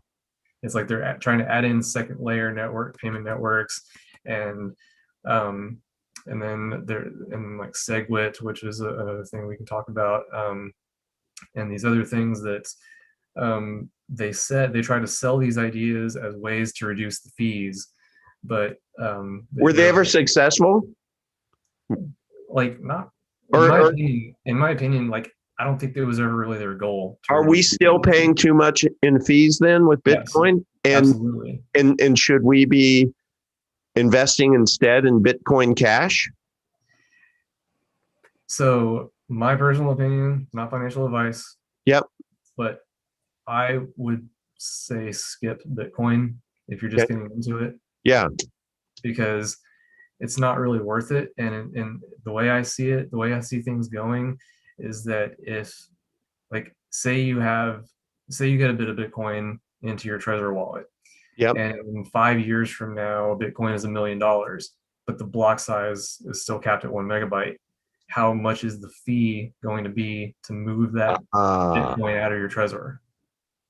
That's fascinating. Okay. Let's play a little bit of, we're going to have some fun right now. We're going to play a little crypto Tinder. Okay. I want you to tell me, are we swiping right or swiping left? And for those of you who don't know what we're talking about, you're lying. But so Bitcoin, swipe left or swipe right? Left. Okay. So that's a left. Bitcoin Cash. Right. All right. Ether. Yeah, it's good for now. What's that? Good for now. I don't. I'm You got to swipe one way or the other. You can't go to the next chick if you don't swipe one way. I don't know. I don't know if you can. I don't know if you can be that cut and dry. Oh, you know. Okay, so I'm gonna cheat. Then we're gonna add the rules that you can say. We're gonna pass, meaning it's kind of neutral. No, what we'll do is we'll say we're gonna put her in the. I think we can drink her pretty bucket. But how about Monero? Oh, definitely yes, Monero. Okay. AAVE. I don't know what that is. ADA. I don't know. R. Yeah, I like that so far. Okay. I have no idea except that's the pirate one, right? Anyway, we could actually there's something I want to show you here. Great. Sorry. So I want to show you. This is a really good visual illustration of what I'm talking about here. Oh, I like this. I like visual stuff. So this is Bitcoin. This is Bitcoin Cash. Okay, so here you got each one of these. This bus represents a block. Okay, and each one of these people is a transaction that's trying to get into that block. Okay, this is supposed to be SegWit.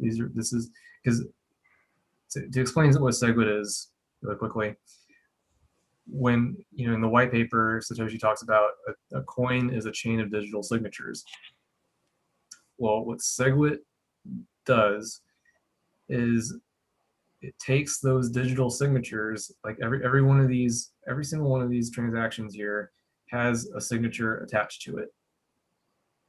Now, is this just visually real? What's going on with both? Yes, these are actual real transactions. So this isn't just a cartoon for presentation purposes. No, this is actually live in real time. No shit, that's wild. And so what SegWit is like whenever see all these transactions getting on the bus here, they are they're each carrying their signature with them on Bitcoin Cash. Okay. So it's just everybody's getting on the same bus, and it's just this is one big block, right? This is the capacity of the block. Okay. Okay. Bitcoin is sitting here at 1 megabyte, and then to try to reduce the what they say was reducing the size of the blocks, really they're just taking that signature data and moving it back here. That's all it did. And they did that. Bitcoin Cash is found a block. So Bitcoin Cash is just a shitload longer bus. Yeah, it's just transaction capacity. So look at this. So the median fee on Bitcoin Cash is 0.2 of a penny. So where do you see that? Oh, right. Okay. 0.2 of a penny to send a transaction. That's no matter what, no matter how much it's for. It doesn't matter if you're sending $1 or $1 million. That's the fee. Over here on Bitcoin, median fee $8.80, because there's such little capacity here, okay, that all of these people waiting have to, if they want to be on this next one, they got to pay a higher and higher fee. Jeez. So that's kind of like there's a bouncer there that, you know, if you, depending upon what you, when you shake his hand, what kind of cash you put in his hand, if it's a little bit more, he might just let you go in with all those pretty girls. Yeah, something like that. That's pretty much how it works. So Bitcoin, you have a bouncer at the bus. Everybody got that? We have a bouncer at the bus, meaning, meanwhile, Bitcoin Cash. Now, what's a Bitcoin Cash coin cost in comparison to Bitcoin? You mean price wise? Yeah. Bitcoin Cash is around, let's see, what's on that? 700 right now. Wow. I mean, it just seems to me, why on earth would, I guess I don't get it. I don't get why you'd want Bitcoin now. Why wouldn't you just totally go Bitcoin Cash? Yeah. That's how I feel. Okay, that's a big takeaway, folks. You know, it's just a little old Uncle Lot here with all four of you watching, but there's some gold in there. That's some gold. That's great. Thank you. This is so cool. Where can we find this? It's txstreet.com. Yep. And you also, they have support, you can look at Ethereum too. Where you, oh, I see, upper left. Yeah. You do it on both sides too. So Ethereum, so what you're looking at is the median transfer fee. $855 versus, right? 542 versus, why is it a negative on EQ? Oh, that's a tilde saying about that much. Oh, okay. But yeah, Ethereum fees are getting pretty expensive too. And I can explain how Ethereum works too. Like Yeah. I'm not an expert on Ethereum, but I can kind of explain in broad terms how it works. That Ethereum is basically like a big giant cloud computer, and when you what you're doing with Ethereum, like Ethereum allows you to create tokens, and so these are all different tokens that are running on Ethereum. And whenever you send an Ethereum transaction, you're basically paying the computer to run some kind of script or a contract or something. And this number here, the GWAI, it stands for gas. I'm not really sure exactly where they get the term. Where do you see that? Right here. Where's here? I don't know. Can you see my mouse cursor? Oh, there I see it. Okay. Yep. It's like, so it's GWEI. It means gas. I'm not sure exactly what the acronym is for, but you pay a gas fee. So like anytime you send an Ethereum token, like an ERC20 token, you also send a little bit of Ethereum with it to process the transaction. Right. Okay, so you're paying the bus driver. Yeah.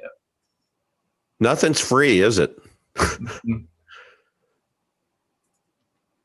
So now that we have some visuals here, what is the highest yielding, most cost-effective coin to own in your mind? Either one that is out there now or one that you think everyone's betting on for the future? I don't know. I don't know if I'm the right person to make recommendations like that. Okay. No worries. So the one of my takeaways is that $50,000 that it's trading at is not really $50,000, because you don't know what it's going to be like when you try to sell it, how much it's going to cost. I mean, right? So if I sold $50,000 now, or one Bitcoin, let's say it's 50,000, how much would it cost me to sell it? Say that again. Okay, if I have $50,000 or if I have one Bitcoin on my Trezor and I want to sell it to you, how much is it going to cost me for that transaction? How much of that $50,000 am I going to keep? Right now? Yeah. Well, if it's just a single transaction, it would be one transaction fee. So about $10 right now. Okay, so about $10. So you're saying that if it goes up to $1 million, that $10 may go up to $100, but big deal. It's still at $1 million. Yeah, but at the same time, though, if the fee to send a single transaction is $100, are you going to walk into a store and buy something for $5? Right. Okay. So you're talking about the utility of a Bitcoin. It's a store of value. Sure. You can keep it in your, so it's kind of like a gold bar, right? It's better. So Bitcoin would be like the gold bar, whereas Bitcoin Cash could be like the pre-1964 silver, right? Coins. You can walk around with those, pay for them a little easier. Shitty analogy. Yeah, I see what you're getting at. It's just you're not gonna be walking around with your gold bars spinning it. Yeah. Okay. So that's good. That's great. So each coin then has a fee to sell it. Now that fee that you're paying, is that the exchange fee? So is that going to Coinbase or to wherever you're? So the fees, when if it's your own wallet and you're sending it to another wallet, or it doesn't matter where you're sending it to, but the fee that you pay to send the transaction goes to the miners. Oh, it goes to the miners. Okay. So that $10 goes to the miner. Yeah. So that's the thing. Like earlier, we were talking about, like the miner guesses the right answer to the math problem. It gets to mint the next block. Yeah. And every transaction that is in that block, it gets all of those transaction fees. Ah, okay. Okay. So it's worth them mining because there's an annuity on that. They're going all of that damn coin, let's say there's 100 coins in that bus. Each time one of them is exchanged or spent or sent or received, you're gonna hear a ching, and he's gonna make $10 or whatever the going rate is, right? Yeah, forever on that coin. Yeah, well, I mean, every time a miner finds a block, that miner gets the block reward, which is the new Bitcoin, and all the transaction fees that were included in that block. That were included in that block, but does the transaction fees, do they grow, right? Or no? Well, I'm not sure. So what do you mean? Okay, so I guess I'm thinking of in trying to be visual, I'm thinking of those people waiting in line to get on the bus on the Bitcoin side. So when one of those buses pulls away, that's what the miner gets. Yep. Is one of those buses. That the miner gets the block reward, which right now is 6.25 Bitcoin per block. That's brand new Bitcoins. Oh wow! So 6.25. Right. It started out as 50 per block, and then every 4 years that number is cut in half. Okay. Going from 25 or 50 to 25 to 12 and a half, and now it's 6.25. So that's what they call halving? Yes, exactly. So they're just cutting the commission in half, the mining commission in half. Yeah. Why would they do that? Because that's built into the protocol again with Bitcoin. That was hard coded in from the very beginning. There's 21 million Bitcoins that will ever be mined, and they're mined into existence at a predetermined rate. Okay. And that keeps it what, from being inflationary or? Mhm. Yeah, it keeps it so that you always know exactly how much Bitcoin there is in existence. Okay. Okay. So it's It also, finite in it its also, supply. what? It's finite in its supply, thus Yeah, the stored value. yes. If you have So, everybody and their mother wanting to get Bitcoin, it's just going to drive up the price. mhm, yep. So if ultimately those 21 million Bitcoins were each, $100,000, I'm not going to do that math in my head, but that then becomes the total market price for Bitcoin, right? I mean, trillions of dollars. Yeah, yeah. So, Out of a dude in his bedhead and underwear, not reading the back of a cereal box. That's crazy.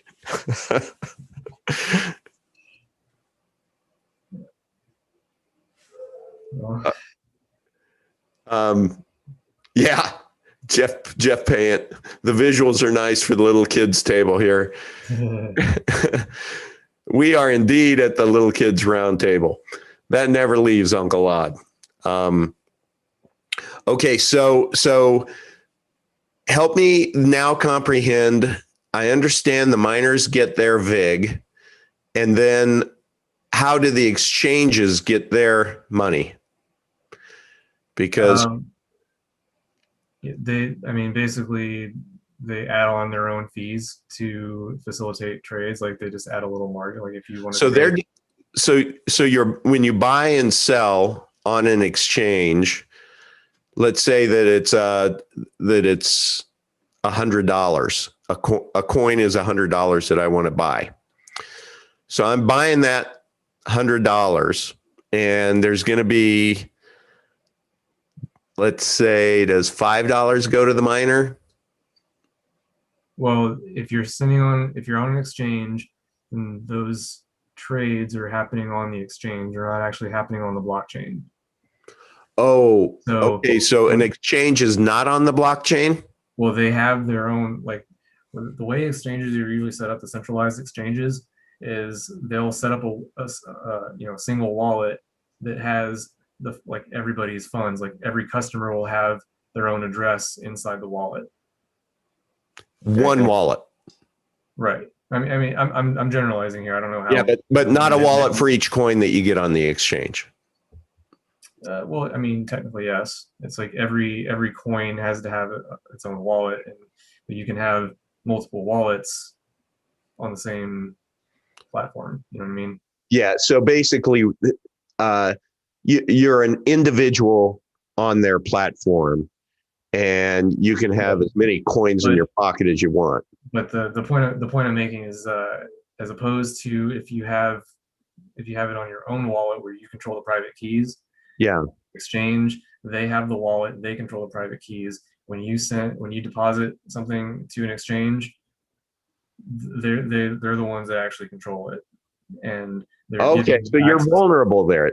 So Right. that's why I've heard time and time again, you want to get your coins off the exchange Yeah, because for because whatever reason, because shit happens, because right? they have the private keys, and so yeah, shit happens. So They're you're at the just mercy. renting space from their private keys. Yeah, they are allowing you uh, to use one address in their wallet, and they just approve the access when you want to withdraw your funds. They have to approve it. Okay, that's great. That's great. So you're paying rent while you're there, some way or another. They're not doing it for free, right? Yeah, pretty much. So what they'll usually do is they'll tack on like every time you make a trade, they'll tack on 0.1% or 0.2% or something like that, and they just make a little bit off of every trade. That's So their they're making a little off a lot.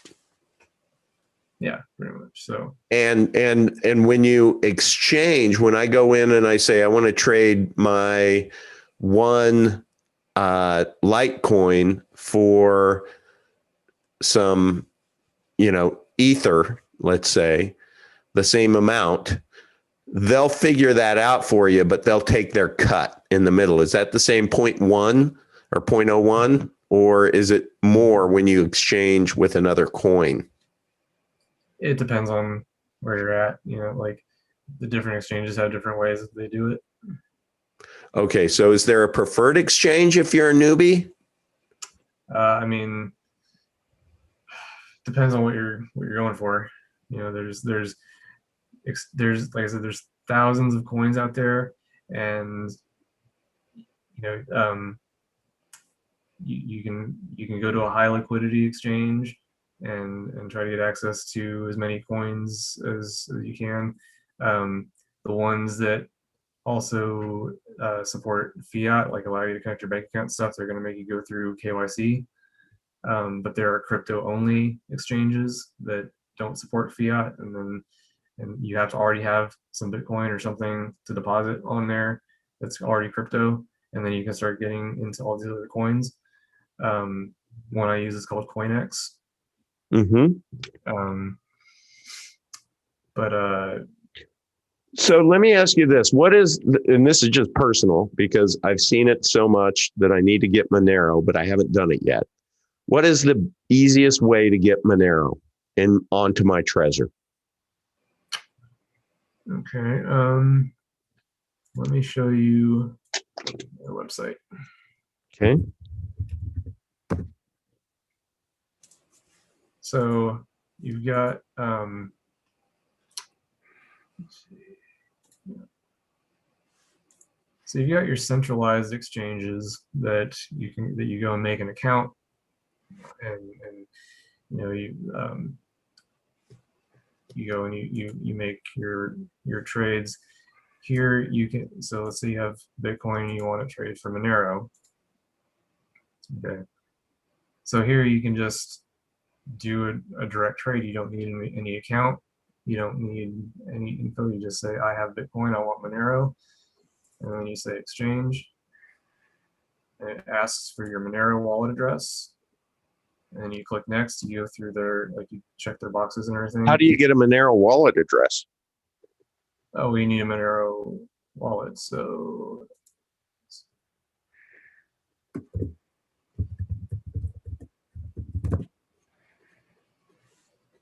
this is the Monero's website. So you go to downloads, and then GUI wallet.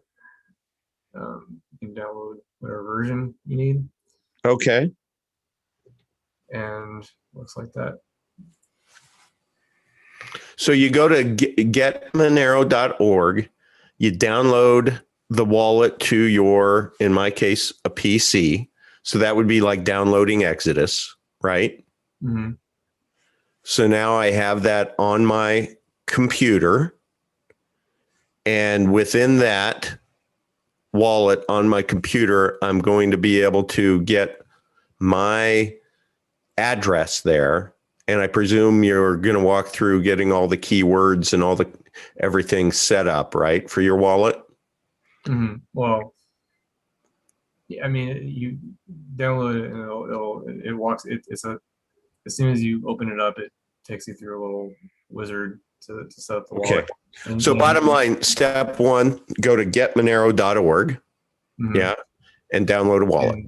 And by the way, this wallet here can work with your Trezor. Oh, it can? Yes. Oh. You can connect your hardware wallet and you can use it to manage your Monero from your hardware wallet. Okay. And now the way this works, they have a couple of different modes. So you got your simple mode, which is where it doesn't download the full blockchain. It's actually you're relying on a remote node, Mm-hmm. which is fine for most cases. This is basically the same way that the Bitcoin works, or Bitcoin Cash works. Okay. If you use advanced mode, then that'll allow you to download the entire blockchain, which will take a few days to download probably. Okay. And then you'll have the full node, which you can do more things with. So for newbies, we'll just stick to the simple mode. Yeah, that's fine for most people. Okay, and it's compatible with Trezor and Ledger. Mm-hmm. In-app fiat conversions. Oh yeah, it allows you to. There's a setting in there where you can have it calculate, like if you have, say, 10 Monero in there, you can have it query an API to calculate how much that is in dollars. Okay. So can you you can't buy Monero on this wallet? No, this is just to manage your Monero. But if you want to actually get some, you come to a site like this, and if you have your Bitcoin, you say how much of the BTC you want to send, and it tells you the conversion rate. So if I have Bitcoin in Coinbase, can I do the same thing in Coinbase that I can for Change Now, or no? Well, Coinbase doesn't support Monero. Okay, so Change Now is a competitor to Coinbase. Yeah. I wouldn't say they're a competitor. So then This is just a different type of exchange. But I can buy Bitcoin there. I can can I buy XMR directly there? I think it does. I think it does support that, but the thing is, if you're going to use your fiat, it's going to ask you for KYC. It's going to make you jump through all those hoops. Okay, so how do you get Monero ultimately without having a KYC trail? So the way I would suggest is here, the site I was showing earlier. This is called local.bitcoin.com. Wait, what is it? It's local. Local.bitcoin.com. It's kind of like local Monero, but it's for Bitcoin Cash. But anyway, so the way I would suggest to avoid all the crazy fees and to avoid the KYC, this is one of the only ways I know of to get crypto without going through KYC. Okay. So here you can just set up a trade with other people around the world, and they'll list their countries and they'll list their prices, and you have to do the conversion, but you can find somebody that looks trustworthy and you initiate a trade. And the way that this works on the back end is it's non-custodial, which means Bitcoin.com never touches any of the crypto. So like, let's say you want to buy let's just say that I have $5,000 and I have $5,000 in my bank, and I want to ultimately get that all into Monero without KYC. I would go to local.bitcoin.com. I would presume that I attach that So it might take you a little bit of time. I mean, it depends how much you want to move, but basically you figure out a find a trading partner, I guess, and you agree on a price. And the way that these transactions work is through escrow. So whenever, like, let's say you want to buy Bitcoin Cash from somebody, but they're asking for fiat, so they would give you the information to send your fiat to them, and then what you do is you wait until they approve the trade, and then what they'll do is they'll send their Bitcoin Cash to a escrow contract that holds it until until that person receives their fiat, and then they'll approve it, and then you'll get the Bitcoin Cash. So then that'll just appear there. So how do you find a trustworthy trade partner? There's you just kind of like just look and see, like you want to find people that Okay. have been there for a while. Like it's reputation based, so you'll see how much they've traded, how many trades they've done. You see the levels of verification that they've gone through. So it's So if I want to just really in my little brain, if I want to get Monero, the first thing I need to do is buy Bitcoin Cash from here. Well, this is the way I would do it. I would Yeah. do it this way, just because it's little to no KYC and very little in fees. And then once you have your Bitcoin Cash, so they give you a wallet here on the website. Okay. So once you have that, you can send it to your own desktop wallet, what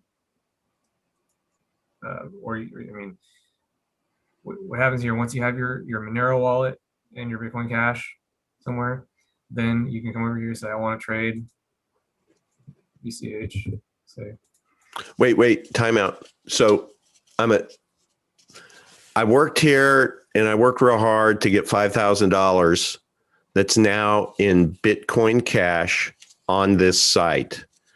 I then can send that to my Monero wallet that I downloaded earlier, and I went through that process. Yeah. I can send it directly there. Right. You can take your Bitcoin, your Monero address from that wallet, and you paste it right here. And then you click next, you go through, like you check a couple boxes, and then it'll give you a Bitcoin Cash address. You send your Bitcoin Cash to that address, and then it goes through these steps. It does the exchange all in the background, and then. So when I send it from here to my Monero wallet, it's going to exchange it in the process. So it's going to convert it to Monero. So because basically what you're doing here, you're saying, I have X amount of Bitcoin or Bitcoin Cash, and I want to convert it to Monero, and it tells you how much you're going to get. And then you do the conversion here. You want to convert it here, and it'll tell you how much you'll be able to convert it to. Right. It tells you how much you're going to get, and then if you accept that rate, then you go through and you click next. Mm-hmm. And then it'll give you a Bitcoin Cash address. So then you go over to your Bitcoin Cash wallet, paste that in, click send, and then it'll confirm on this website. It'll do the exchange, and then you open up your Monero wallet, and you'll have Monero. Wow. So then once you have the Monero wallet, you can attach it to your Trezor and put it on your now you basically have your fiat currency has not been tracked or traced, or nobody knows that you have that on. It's nowhere out there, right? That you have $5,000 worth of Monero. If you did it this way, then no. No trace. Okay, this is what we want to do. So then later, let's say that $5,000 of Monero goes up to $100,000, right? Now, when I go and sell that, there's no observable tax liability, right? Because it's what Monero, right? Am I right? Or am I thinking about that right? You're not wrong. Okay, so that's 3 times worth the price of admission. This is thank you. This was awesome. That's exactly what I wanted to get to, and I think that's what everybody else wants to get to, except everyone's dancing around how to do it, but this is really easy. Localbitcoin.com. Local.bitcoin.com. Yeah, thank you. There is a difference, because if you go to localbitcoins.com, that's a BTC website, and they have all KYC and all kinds of stuff like that. So I don't recommend that one. So when you said it might take me a while, if I That, want, if I wanted to just, it said no limit on Bitcoin Cash if you accepted that price, right? So it's like, does that? I guess that price goes down with the market or up with the market. the Right. nice thing about that is you can choose your own rate, so you don't have to go by what the market is saying. If you want to name your own price, you can do that. Oh, okay. Yeah. And then you wait for a trade, somebody to come by and say, yeah, I'll take your offer. And then That's cool. Okay, that's cool. So you spend a lot of time on that site, then I imagine. I bet you that's if you're going to buy something, is that kind of where your go-to? I mean, I personally haven't done a whole lot on there, but it's the main option. Like I know about it. I kind of direct people toward there for that kind of thing. Yeah, I haven't done a whole lot on there because I have other means here locally, but Oh, you do? Okay. yeah. Can you help me understand what these Monero ATMs are? I mean, I actually haven't seen a lot of Monero ATMs. There used to be one around here, but it got taken What's the away. purpose of them? It's because they're like seem to be in like seedy areas. Yeah, I mean, it's just a way for people to, like, they set up, like, maybe somebody a while ago bought a whole bunch of Monero and they want to get it out to people, so they set up a Monero ATM and people come deposit cash and get Monero. But Okay. those So are that so that's those kind of things are getting pretty regulated, so you don't see them around too much anymore. okay, they are. All Yeah. right. So this is the better option. Because I really just now why do we want Monero when we went to that conference? I mean, it should have been named the Monero conference. Yeah. So Okay. So the way Monero works is so it's so you understand how I was explaining Bitcoin and how it's all transparent. You can take any address and individually you can trace it back to its origin. yeah, So with Monero, under the hood, it works pretty much the same way, except that the blockchain is entirely 100% encrypted. Every part of the blockchain is encrypted to where only the people who are directly participating in a transaction can see the details. right. So when you have a Monero wallet, you actually get like 4 separate keys. Um, yeah, like really, only 2 of them are like really the ones like you kind of need to worry about. Like you got your view key and your spend key. Okay. Um, so you need a view key, obviously, to view your transactions, right? Like there's um, so if I try to go look up an address on Bitcoin, I could see the entire history of that address. Mm-hmm. If I try to look up an address on Monero, I can't see anything. Okay. So it is total privacy. Yes, like in fact, like if you could give out your Monero address to 100 different people, and they could all send you something to that address, but none of them would be able to look at that address and see what's there. Okay. Got it. Got it. So you're not compromising. With Bitcoin, if I give somebody my address, they're able to take a peek under the hood. Yeah, they can look and see the entire history. They can see everything, the entire history of that address, and everything that's passed through it. Hmm. But that's not possible with Monero. Okay. So why is Monero? Because Jeff, the dollar vigilante, Mhm. is he called Bitcoin way back when, and he's talking about Monero like it was Bitcoin way back when. So why would Monero stand a really good chance of increasing in crazy value? Well, this is the reason I just talked about. Like it's there's a saying that Monero is what Bitcoin noobs think they bought. Right. Okay. Um, Yeah. yeah. Like, you know, a lot of people got into Bitcoin because they thought, oh yeah, it's what they really were seeing was it's pseudonymous, but they thought that meant it's anonymous and private, but it doesn't really work that way. Right. But like there's lots of applications where, you know, transparency is good, but there's a lot of times where it's not good. So, you know, Bitcoin was kind of like the prototype, and then Monero. So you were talking earlier about code forks and chain Yeah. forks and stuff. Monero is neither one. Monero is it's entirely its own thing. It was developed completely from scratch without it doesn't share any code directly with Bitcoin, so it's not a fork at all. Okay. So this is just like from a different planet. Yeah, pretty much. That's kind of what makes it unique. Okay.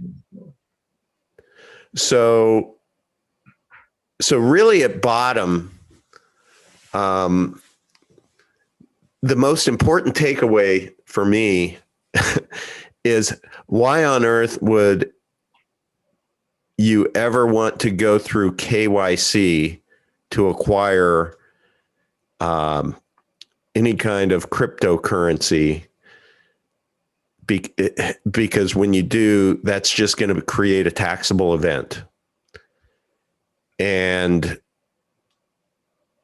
you know, by doing it through local.bitcoin.com, getting Bitcoin Cash, and then being able to convert that to any other coin, right? You could, you could then convert that Bitcoin Cash into another Bitcoin, right?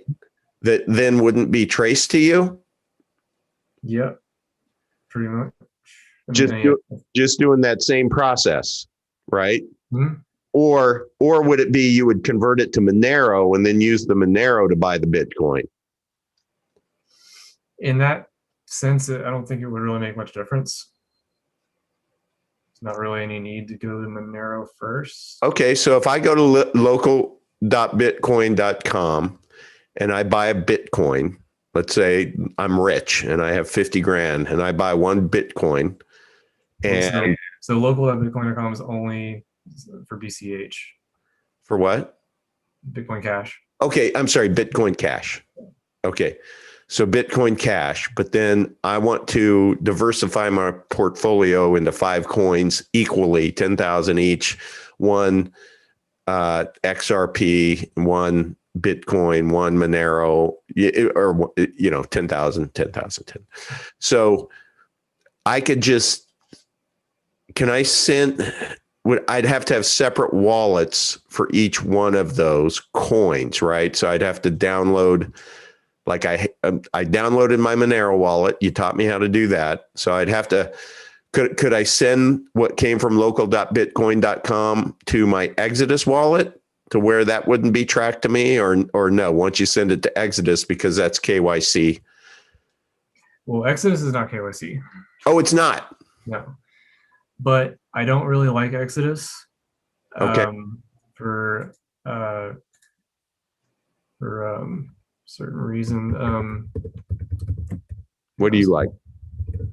So my choice for a multi-coin wallet.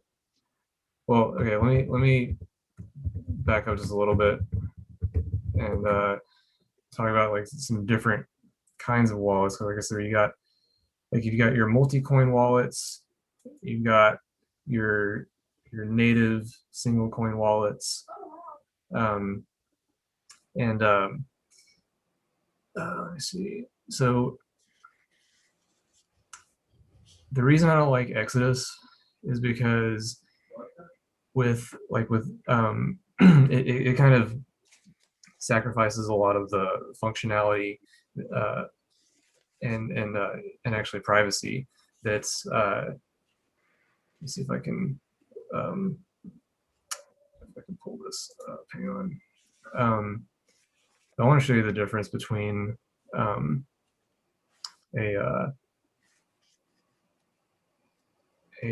native wallet and a multi-coin wallet. So Okay. so this is, I don't know how well you can see that. This is called Electron Cash. This is the basic Bitcoin Cash wallet. Okay. So this is going through creating a wallet. I was going to create a new seed, and that, yeah, I got to type it back in. But anyway, Are you creating your own words or do they? no, it's generated randomly, Okay. and it happens like it's every time you come like open it up, it can generate a new one. It's like Okay. they're infinitely generatable. But sorry, I gotta do something real quick. Hang on. Mm-hmm.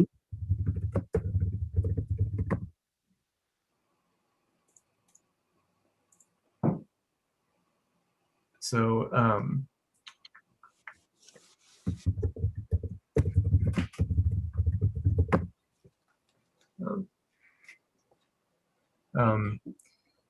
okay, so I'm going to show you this here.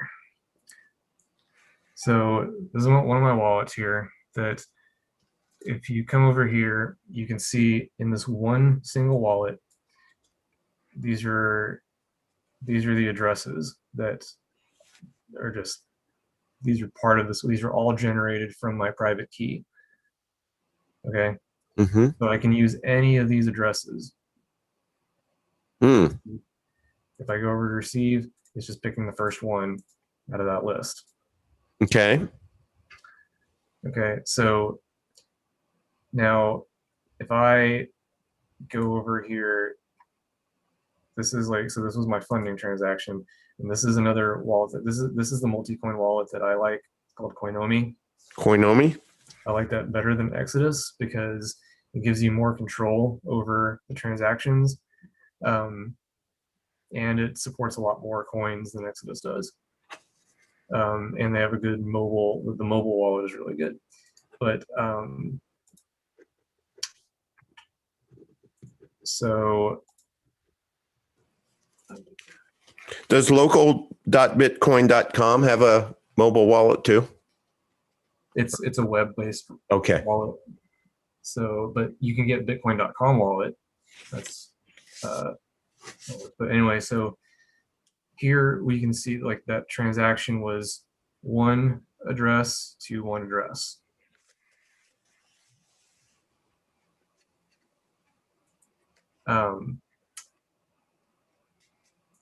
And if you go, like, let's see,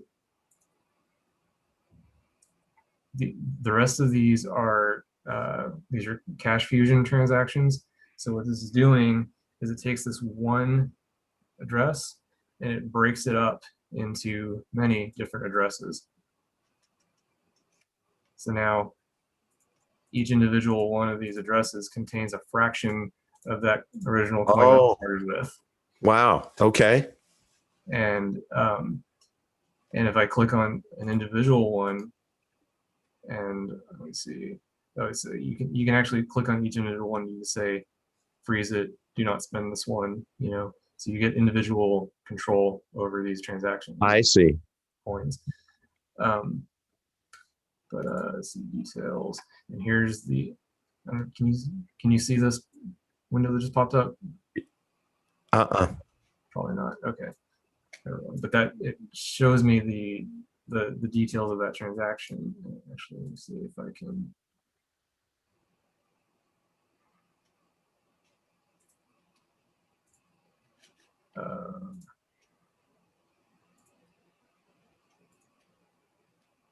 Like this is one of those transactions, and so you see all of these addresses. These are inputs, all going over to these outputs. Mm-hmm. But now, not all of these are mine. These are mixed in with other people's coins. Oh. And then over here, these are all going to other people too. And so the thing with Cash Fusion is there's no way to tell which of these goes to which of these. Got it. So Private. now with like I was getting with Exodus, they don't give you any of this. With Exodus, Okay. in your Bitcoin wallet or your Bitcoin Cash wallet, you just get one address. Yep. So anybody then who has that address can go and look at that entire history of your wallet, Wow. Okay. everything you have in there. Okay. So yeah. So, okay.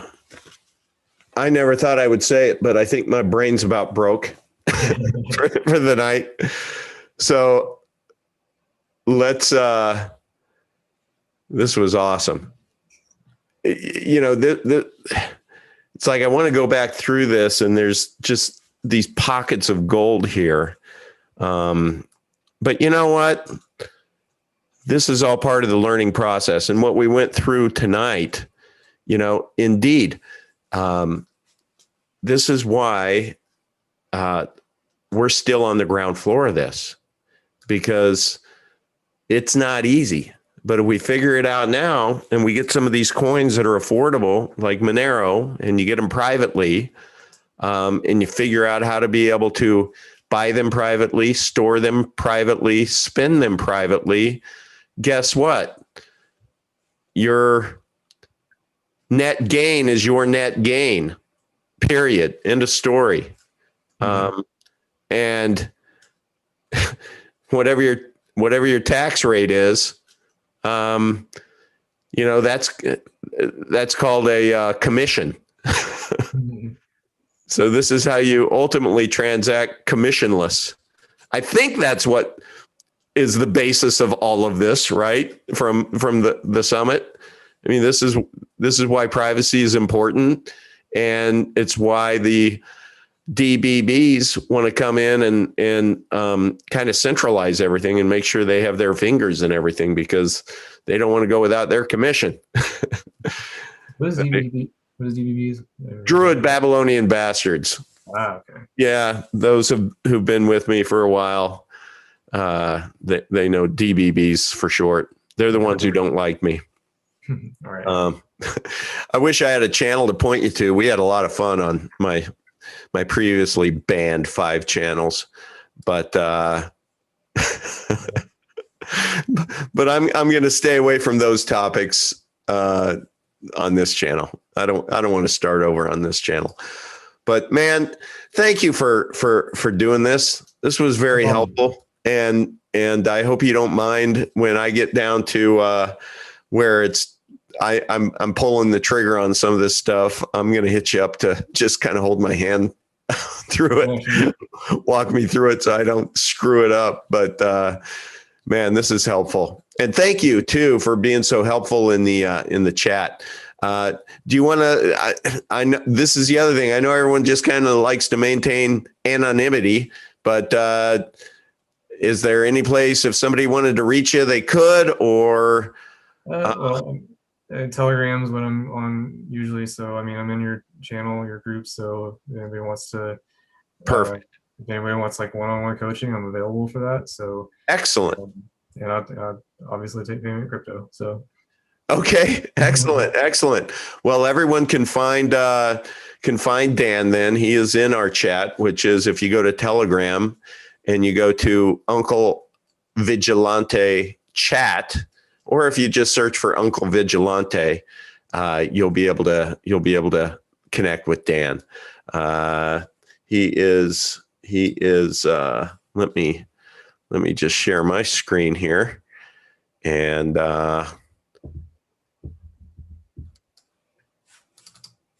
that's you, right, Dan? Yep, that's me. That's Dan. You can't miss him.